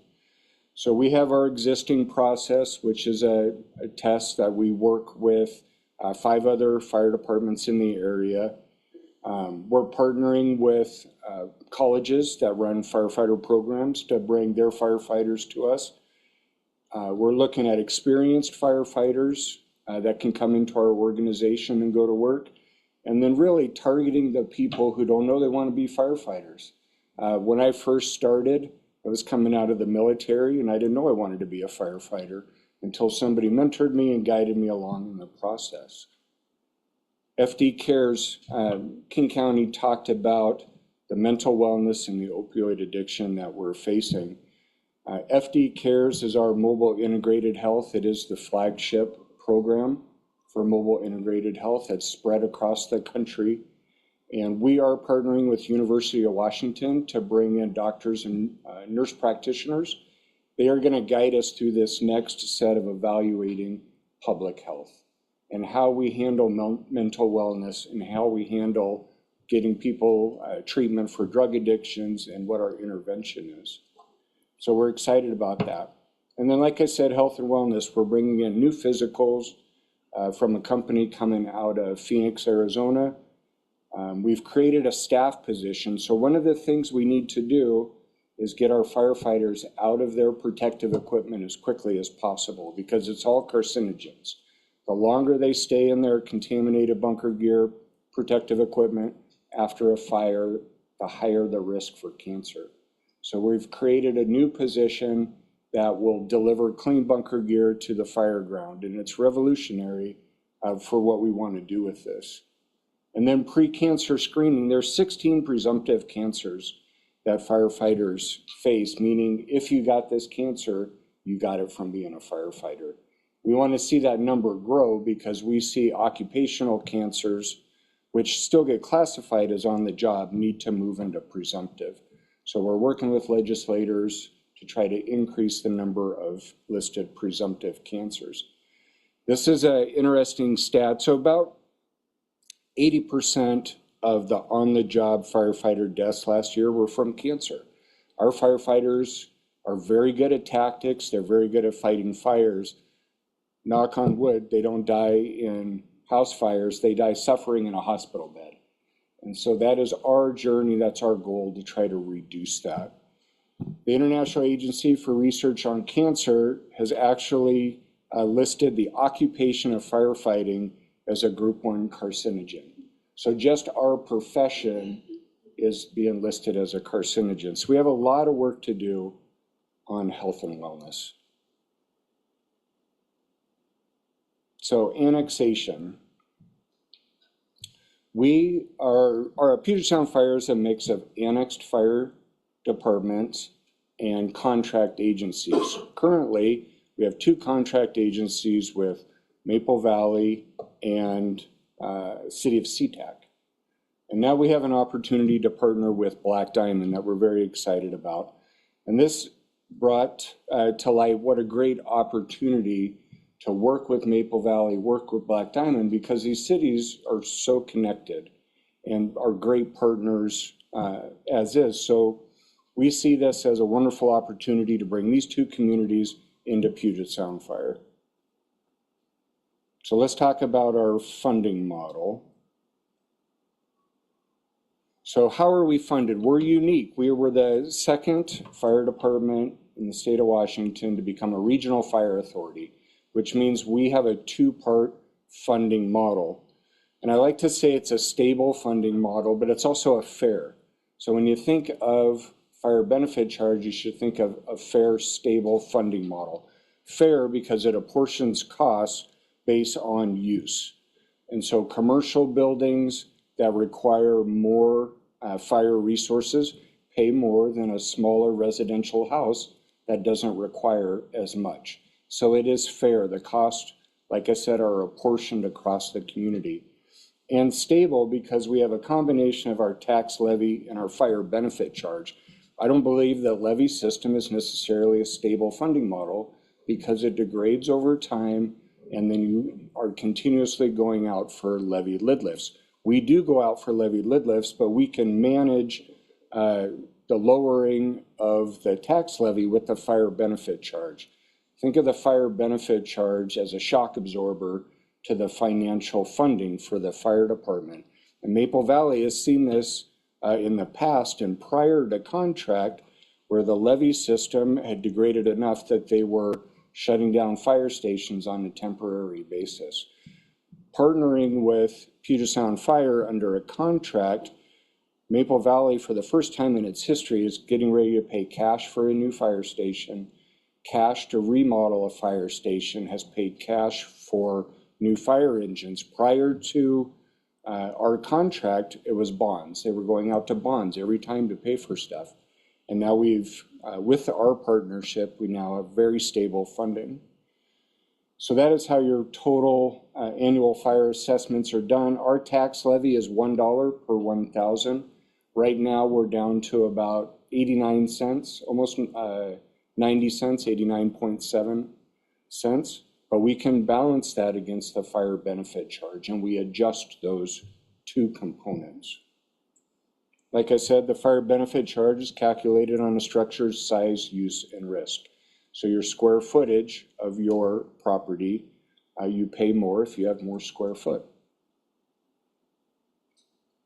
This is a little bit of a history. So we've had the fire benefit charge since 2010. Our voters, when we went out for it, approved it at 72%. We have a lot of public trust when it comes to our funding. We spent a lot of time on education. We've earned our community's trust. In April of 2016, 64% reauthorized our fire benefit charge. And in 2019, we restored our property tax levy This is one of the most amazing things. In 2021, 73% of voters approved a permanent fire benefit charge. We are the only fire department in the state of Washington with a lifetime fire benefit charge. We do not have to go out for an additional vote for that. All we manage is vote on our levy lid lifts. And so the trust that we have in our community under our funding model is remarkable. In August of 2023, Tukwila voters annexed to come into Puget Sound Fire as well. Fire departments can be expensive for a municipality, so we're looking at other ways to fund the fire department outside of the city structure. So our statutory limits on our fire benefit charge can't go above 60% of our operating budget. Like I said, our current levy is at 89 cents. And this shows how we have used fire benefit charge since 2021. We're right around between 37–40% of our budget is managed through the fire benefit charge. So we look at our capacity remaining within the fire benefit charge to balance our tax levy. And if these numbers get boring, I'd listen to Sean rattle these numbers all the time. So now I know how you feel, some of it. But. So we have exemptions and discounts. The fire benefit charge is a formula. And we follow a lot of the King County exemptions and discounts on structures. You don't pay it on structures under 400 square feet, municipal, county, state properties, school properties. Don't pay it. Yeah. RTA, religious organizations, housing authorities, nonprofit housing, state housing, finance commission, nonprofit sheltering. They don't pay the fire benefit charge. And we give discounts if you are going to reduce the risk. As a homeowner, we're going to give you a discount. So if you have a fire sprinkler, you get a 10%, alarm system 7.5%, senior disability and agricultural all get discounts as well. It's a very fair formula. Okay, let's talk about Black Diamond. So this is based on square footage for residential. This is an overview of what your taxpayers would pay based on the square footage of their house. And it kind of ebbs and flows, but we figure about 88%. Is that correct, Sean? 88% will pay around $1,000. He nods, that's perfect. 88% pay around $1,000, and that's a combination of levy and fire benefit charge. Yep, this is residential. So when we look at this, we look at, there can be some statistical distortion when you start looking at properties, looking at parcels, and what their square footage is, but it's important to look what the majority of people are going to pay. And the way that this graph works is that the line is the percentage of parcels that are within that square footage. So you can see about 80%, 88% would pay around that amount of money. So it's important to understand the square footage that the average taxpayer is going to experience against their fire benefit charge and levy. Commercial, the fact of the fire benefit charge is commercial does pay a little bit more because they are a higher risk for us to respond and have fires in their areas. So this kind of shows, it's a little bit harder of a breakdown to demonstrate it. There's more commercial coming in to Black Diamond. It's going to continue to grow, but you can kind of see where this plays out. This is an overview. If you want to understand, we are happy to come out and work with your workshops, your committees, speak to your city council one-on-one. We're happy to run any parcel, your own parcel, so you can see what your experience would be. I have a pocket full of Sean's business cards that I often distribute. So Maple Valley. So Maple Valley is unique because you're under for your fire tax levy, you're at $1.50 is your limit. Right now, that's degraded down to about $1.46. And we just went out for a levy lid lift 2 years ago, and we're already seeing that start to decline. So for Maple Valley, you can see where the averages play out, 2,500 square feet, about $919 a year for your taxpayer experience. This is the chart that I really want you to look at for Maple Valley, because you can see where the levy in blue, what you would pay, and then in green is the levy and the fire benefit charge. So under the levy, up to about 2,700 square foot, you're paying less. So annexation, if you look at the number of properties, the percentage of parcels that are within this group, the vast majority of Maple Valley residents are going to see a decrease in their pay if they come and annex into the organization. And then it does, the larger you get, your 15,000 square foot houses, I'm not sure where those are at, probably Hobart. As those get bigger and those expand, you do pay more. Your risk is higher.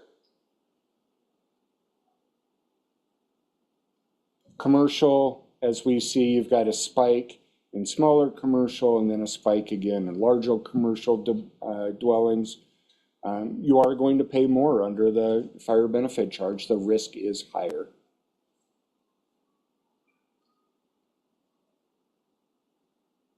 Okay, that's the end of, I can't believe I talked in your 15 minutes. I was just trying to beat Tony. Yeah, that's good. 14 minutes, that was a good job. Yeah. Hey, really quick, I'm asking for a friend. Where's the new fire station opening up at? In Hobart. Okay, Warren, did you hear that? He knows. Warren and I talked. Warren, our station 87. We're working through the King County permitting process. We're going to break ground in probably 2028, and it's a beautiful station. Warren got to be involved designing the outside of it, and was instrumental in getting that done. Yes. Councilmember Herbert was really involved in that too, and he was on there too, so that's why. Absolutely. Okay, we're going to take quick questions really quick. So Maple Valley, Councilor Herbert, you want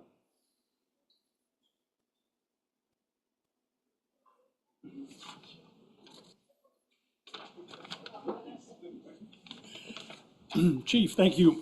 Earlier in your talk, you mentioned that when Maple Valley Fire back in 2018 decided to contract for service, it was because we had the Brown Act stations. I was on the fire board at that point.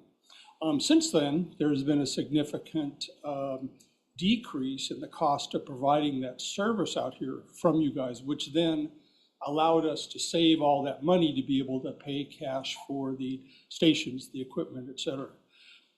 If we annex, where does that money go or come from? Well, the money that Maple Valley has saved so far will go towards building the new fire stations. We believe the best use of that is to pay cash and not carry it on bond or carry that debt. So when that does happen, then Puget Sound Fire takes over the capital planning for Maple Valley. And we are already doing that right now for you. We run all of your capital planning, help with the finance. Of course, you were instrumental in building that long-term capital plan for Maple Valley. So all of that funding comes over, it gets brought into our bigger pool, and we provide that service. A couple of comments, then we're going to move on really quick. There's one thing about being part of the Puget Sound Fire Authority is the cities get a rep. So for Maple Valley, it's Councilmember Burberry, and I think you're the rep for Covington, right? So that's really powerful that we have people representing our cities on there. And when they first came out to contract, I remember talking to him several times when he was fire commissioner. I wanted to make sure Maple Valley still had the small town feeling. I found our names on the fire stations, and you saw a little while ago, he still has it where names Maple Valley is on the side of the fire trucks. So we still have that small town feeling out here. And one thing I like about the firefighters is they still get involved in our community activities. He even sponsors the fishing derby and has T-shirts for every kid. Him and Sean were passing them out last year, so it shows how involved they are out here. So it's a big kudos to the Southeast King County area. So really quick, and then we're going to move on. I just wanted to also note, recent purchase, I believe, of 6 brush trucks, and those would be serving primarily in the eastern part of the county that could experience wildfires. And so that's a tremendous boom for us to be able to have that asset as well. Thank you. So you handed out a bunch of Sean's business cards. We can get a hold of you anytime we need to get a hold of you. So And Sean and I will be here after the meeting for a little bit if there's any other further questions. He's happy to answer those. More than we're going to. Hey, Chief Jones. Yes, sir. Who's going to a hockey game this weekend? We do have Tony left. It's not fun when he's not here. We do have our annual police and fire hockey tournament happening at Showware this year. It's a great charity event that supports Tukwila Food Bank. And we have been successful against the defeating the police officers last year. And it was embarrassing, but no, it's great fun. And it all goes to support a great cause. And so if you want to see firefighters and police officers beat each other up outside the net, please come to our hockey tournament this weekend. I just want to get really quick is because of your leadership and the deputy chief there, Maple Valley is one of the safest, and so is Covington. I'm going to speak for Covington if you don't mind. Is because of what yours do the extra step, emergency management is important to us. And you do Shauna Bazzesto, our emergency manager. I think she's an employee of yours because she's down there sometimes more than here. So we're happy to take her. She's great, and she's got a great partnership with your team down there. So it means a lot to us that she's part of the team down there, and it just makes a lot to us. So because when our council members hear us all the time, Councilor Shaw, when the disaster happens, we have to be ready for it, and it's going to happen. So there's going to be an earthquake soon. So thank you for all you do. Yep. Thanks.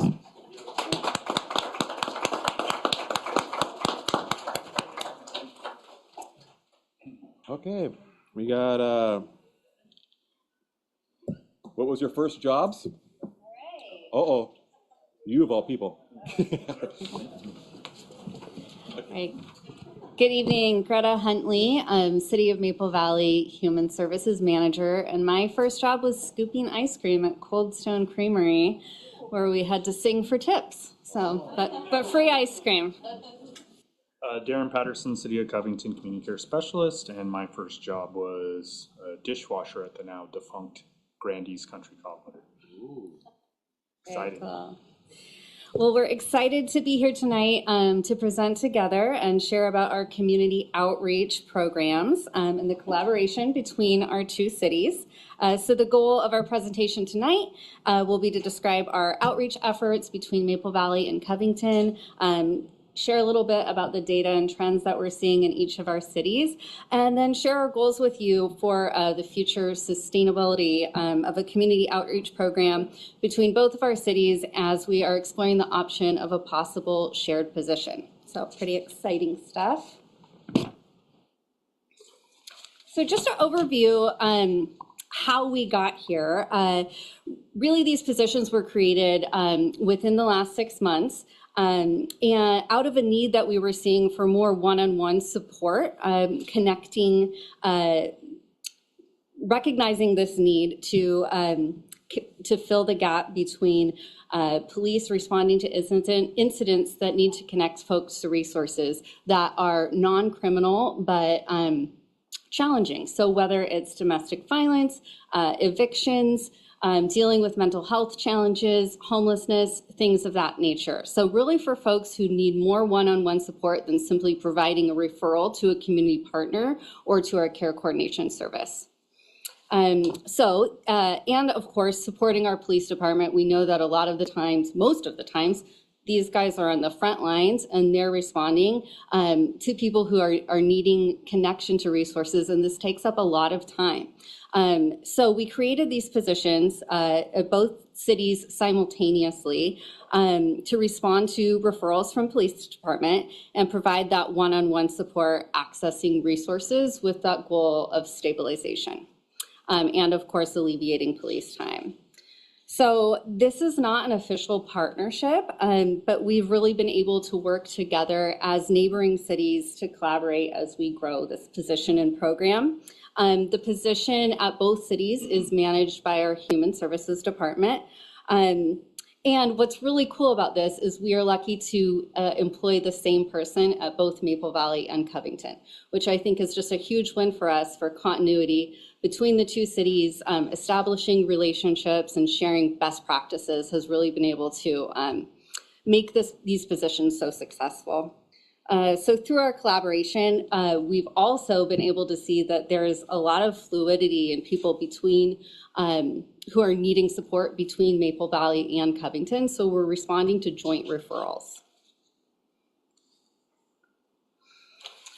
So like I mentioned, we are really lucky to share the same person in this role at both Maple Valley and Covington. So Carrie Costin is in the outreach position for both cities. I wish I could introduce her tonight, but don't feel too sorry for her. She's at a conference in Hawaii, so she's doing just fine. But the core of this program, there's a lot of overlap between the cities. And the core of the program is collaborating with our police department and responding to referrals. We also have regular check-ins between both cities, and Carrie serves as the liaison for the Recovery Navigator program. She also came to us from Recovery Navigator program as a certified peer counselor. So that's been a lovely benefit to this program. And then in Maple Valley, there are some nuances and differences between both cities. In Maple Valley, she's a contract employee. We have her for up to 10 hours a week. And she does a lot of collaboration with our local human services providers, supporting our food bank, community center, and participating in our community services coalition.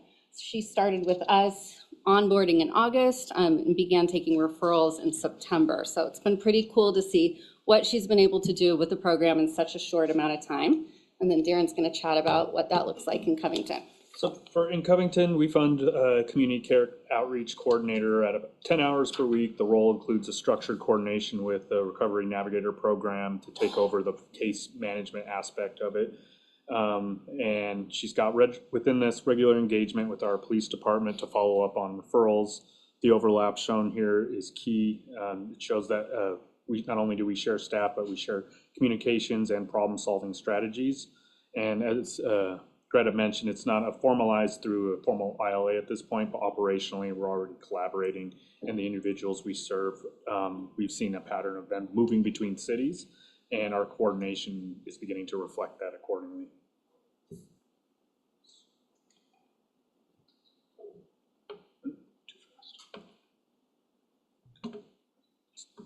It's you. Yeah. So over the last 12 months, Covington has seen increasing service volume, particularly around vehicle-based homelessness, which requires sustained engagement. We continue to see strong demand for housing stability and behavioral health services. These cases are rarely one-touch interactions. They involve layered needs such as housing, transportation, food access, mental health coordination, all requiring multiple follow-ups. In measurable terms, we provided 122 direct care coordination services, totaling 483 service actions. We served 64 unique care seekers, with more than half of those care seekers requiring multiple care coordination services to accomplish their goals. The most consistent areas of need were around housing, substance use and behavioral health, transportation, and basic needs. Great, thanks, Darren. So the Maple Valley data is slightly different look at our program. Like I mentioned, Carrie began with us just 6 months ago, and having her at that limited 5 to 10 hours a week kind of limits the scope that we're able to do with her. But in that time, she's been able to work with 25 total clients, and more than 50% of that requiring support in more than one area. We currently have 14 accepted cases that are open that she's currently working on. Some trends that we're seeing in our community month after month, we're seeing an increase in the referrals coming in, and we're seeing kind of increasing needs in the areas of mental health, supporting people experiencing homelessness, housing, and then family needs from couples therapy, adolescents behavioral issues, as well as supporting folks seeking services, needing translation services or other languages and cultural considerations has been a trend that we've noticed. Like I mentioned, most of our referrals come directly from our police department, but we have extended that option to other community partners. So we've worked with our school district to support a family and have gotten referrals from city staff. We have lots of unhoused folks frequenting Lake Wilderness Lodge, and we're able to work with staff to connect them to resources. We've brought in hygiene kits, we provide Orca cards, things of that nature. The biggest areas of need by far are housing. 71% of our clients referrals coming in are looking for support in that area, but also behavioral health, substance use services, in and outpatient therapy, as well as financial needs. Let's see. I'd like to highlight one of our cases that we encountered that illustrates how this collaboration kind of works in practice. An individual who was referred to us by the Maple Valley PD after they contacted him car camping near their city hall. He had been moving between Maple Valley and Covington following job loss and subsequent eviction. He was living in his vehicle, unemployed, and navigating untreated mental health needs. Our outreach made contact, completed the necessary intake paperwork, and coordinated referrals into the Recovery Navigator program for case management services. This included assistance accessing food, public benefits, arranging mental health evaluation that is required for housing eligibility. There were several barriers this person was confronting, ranging from just missed communications with providers, provider jurisdictional issues, and insurance verification. But because we, both cities and partners were all aligned, those barriers were worked through pretty easily. Within 3 weeks, this individual moved from vehicle living into our AHA supportive housing. And he's currently working on benefits enrollment, employment planning, and long-term stability with continued case management. This outcome was not really the result of one single referral, but rather it was the result of our shared communication, coordinated follow-up, and aligned resources between the two cities. I don't know, does everybody know what AHA is? So AHA stands for Alcoholics and Addicts Assisting Alcoholics and Addicts. It is a supportive housing platform. It offers a traditional platform for folks that are just somehow found themselves into homelessness, could be through job loss, and there's also another dual diagnosis for folks who have substance abuse and or mental health or some combination in between, and also a family platform for people who have children. So our program has constructed a graduated rehousing model where we basically contact them and we'll do assessment on site and basically get R&P involved because they can do the case management aspect of it. And so they begin triaging them and then assessing where their needs are. And then on the back end, we get them into detox if that's appropriate, and we try to get them through supportive housing.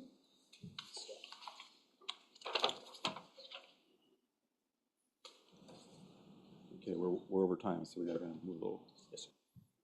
Pretty much, both cities share in the outcomes and similar needs. So. Questions? Yeah, a couple. Councilors have any questions? Want me to say? Okay, go ahead. You're representing the city of Covington. Okay, a question for Maple Valley. I saw a mention of the Community Services Coalition in the slide. What is that? So the Community Services Coalition is a group of local service providers, nonprofits, first responders, or school districts. I think we have over We have over 40 members, and we meet monthly. We're actually meeting here tomorrow morning, so I should have brought my sleeping bag.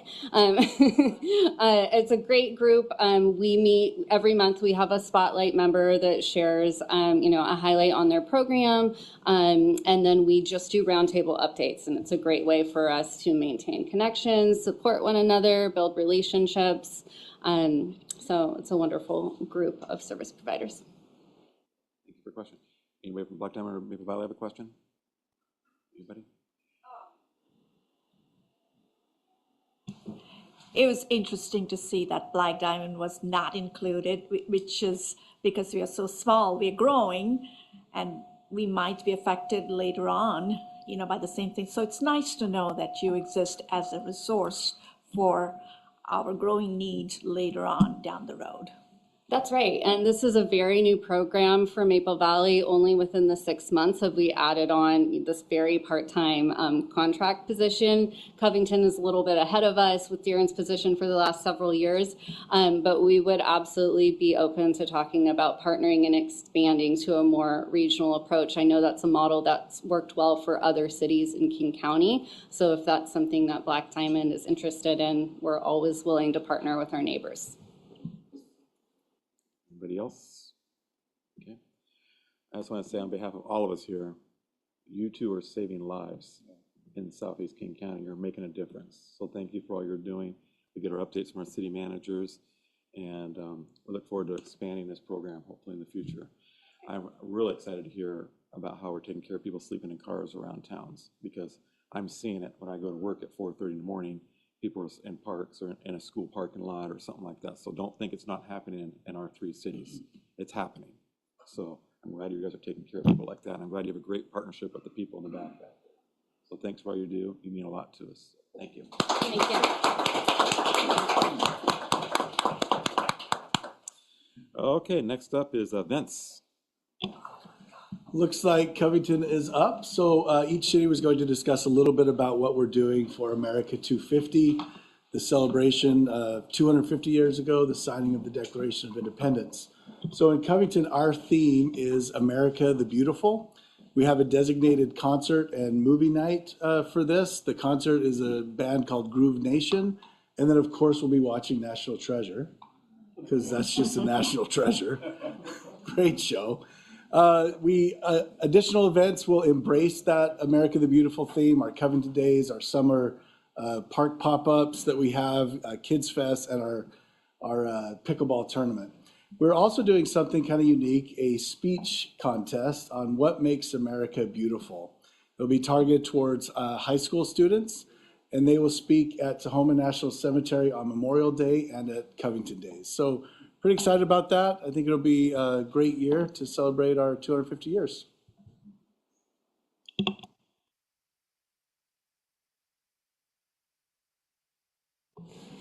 My first job was working at a restaurant when I was 14, serving ice cream and sandwiches to folks in a retirement community. It was quite an interesting perspective.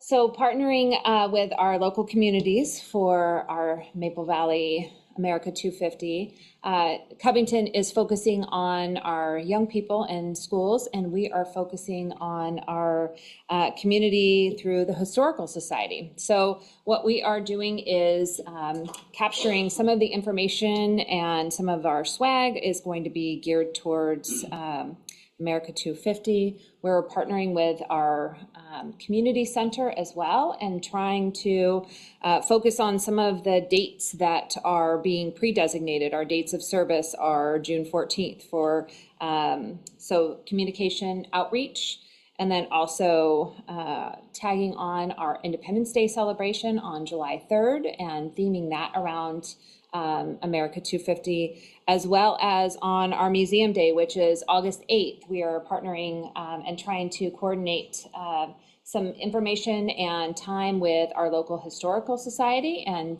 to showcase, although it's not a state museum, but also being able to get people into our local historical society. The community center is partnering, bringing back some of their senior softball players and participating in the Maple Valley Days Parade, and then also celebrating their 50th anniversary and coordinating that through the 250th. And some of the other facets of it, and to bring up the point of talking about what makes America beautiful and asking young people, is the people that have lived in these communities and have generations, especially in this area, being able to share that information and combine it with what young people think makes America beautiful is part of the community partnerships that we've shown here tonight. We'll also continue that on through our summer events, and then our community preparedness fair is the week after our day of civic engagement. And so really trying to close out the year and somewhat balance that with FIFA coming to the area as well. So we're looking forward to that. You're welcome. Thank you. So in Black Diamond, we are partnering with our Historical Society, who is putting on an event on Railroad Avenue on June 6th. So it's still in the planning stages, but so far what we're expecting to have is an antique car show, a parade of country flags. There's a really neat new coal mine exhibit at our museum that they'll be doing the ribbon cutting for, and then a kids art contest. All regarding the history of the country and our 250-year celebration. So hopefully I'll have some more information I'll be sharing, but I'm really excited about this and hope all of you can come out and celebrate with us. Is the kid art thing on the 6th too? Yeah, all of it's on the 6th. You didn't see anything. Okay, thank you. So just on the kids' art program, there is going through all the schools that our children go to from Black Diamond, from Enumclaw, Black Diamond, and Kent. So there is an art contest that went to them. Okay, cool, thank you. Okay, well, all three cities are going to be busy with that, so that'll be kind of cool. Can I ask this, you send the information to all three councils so we can cancel this out? Because I'm going to probably attend 3 of those, so. Okay, that'd be great. Next up is the FIFA watch party. And what was your first job? Good evening, everyone. I'm Doug McIntyre. I'm the Economic and Community Development Director for Maple Valley, and really excited to be here. My first job, I was a student aide for summer school for elementary school, summer school, and that wasn't super exciting. So my second job was way more exciting. I worked at a golf course with all my friends and got to drive the golf ball picker in the driving range. And sometimes I closed down the shop. Sometimes I opened it up at 5 a.m. And so it was like everything, and it was a lot of fun. And that was definitely a better job. I'm here tonight to talk about the World Cup event. So you hopefully are aware that the World Cup is coming to the States, actually all Canada, the US, and Mexico. In 2026, and it's a incredible event because this is going to be a once-in-a-lifetime, once-in-a-generation thing that we're having games in the Seattle area. So that's an incredible opportunity for us to generate a lot of excitement and help families make memories. So the City of Maple Valley, we actually got a Port of Seattle grant to help fund an event. And we are partnering with Maple Valley Days and a few other groups. One of those groups is West Coast Goalkeeping. And also neighboring cities. So we're partnering with Covington and Black Diamond to put on this event, co-sponsored with Maple Valley Days so that we can take advantage of some of the infrastructure that's already there. The good thing is that Maple Valley Days is the first weekend of the World Cup tournament, and so there's going to be a lot of excitement. The Friday night of Maple Valley is actually the U.S. men's national team game. And so we expect a lot of excitement, a lot of energy around this. We're going to have a viewing party at Maple Valley Days for all 3 days. We're going to have a skills competition, and we're going to have food trucks. So we're going to take advantage of that excitement and hopefully get some economic activity going in the city, really partnering with a lot of great organizations and hopefully making a very family-friendly and memorable experience for people in our region. So looking forward to that. We still have a lot of details to work out, but getting some of the big things put in place right now. Thank you. Any questions? Good. All right, thank you.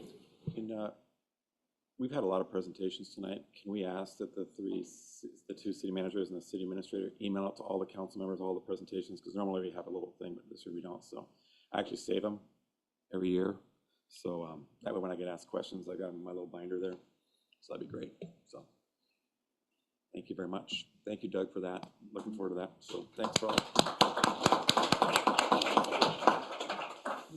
Okay, we are over our time by just a few minutes, so we're going to do closing comments. Who wants to go first? Which mayor? I can go first. Thanks. Just want to say thank you to Maple Valley for hosting tonight. Appreciate it. I'm going to steal inspiration from King County Executive Gourmet and basically say I appreciate the strong working relationship between our cities. And I've come up, there's 3 C's I've heard tonight. Cooperate. Our residents expect us to cooperate to solve problems that often cross over our boundaries. Second C, coordinate. Solutions to our shared challenges require coordinated action, what we're seeing tonight. And then finally, third C, collaborate.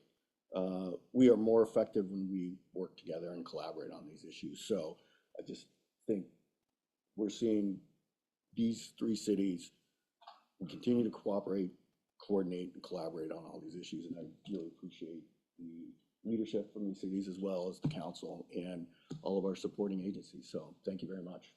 Thank you. Yeah. You don't have to. Wow. Yeah, I just want to echo what Sean said. Just, thank Mayor Kelly in particular. At every turn, you've really gone out of your way to help introduce me to people and everything like that. So I really appreciate, the relationship we've built thus far. And I'm looking forward to, continuing to build that relationship between all 3 cities. And shout out to Anthony in the back there. I spoke on the phone with him, Mayor Enumclaw. So I just really appreciate how much everybody has opened their arms up to me and welcomed me in as a newly elected mayor. And one last thing, shout out to, he's not going to like me for this, but Councilmember Del Santos snuck in at the end there and has not given us his first job yet. So. First job. Yeah, first job was delivering newspapers for the Kent News Journal. Wow, a lot of paper boys in here, people in here. So, well, thank you very much for that. Thank you.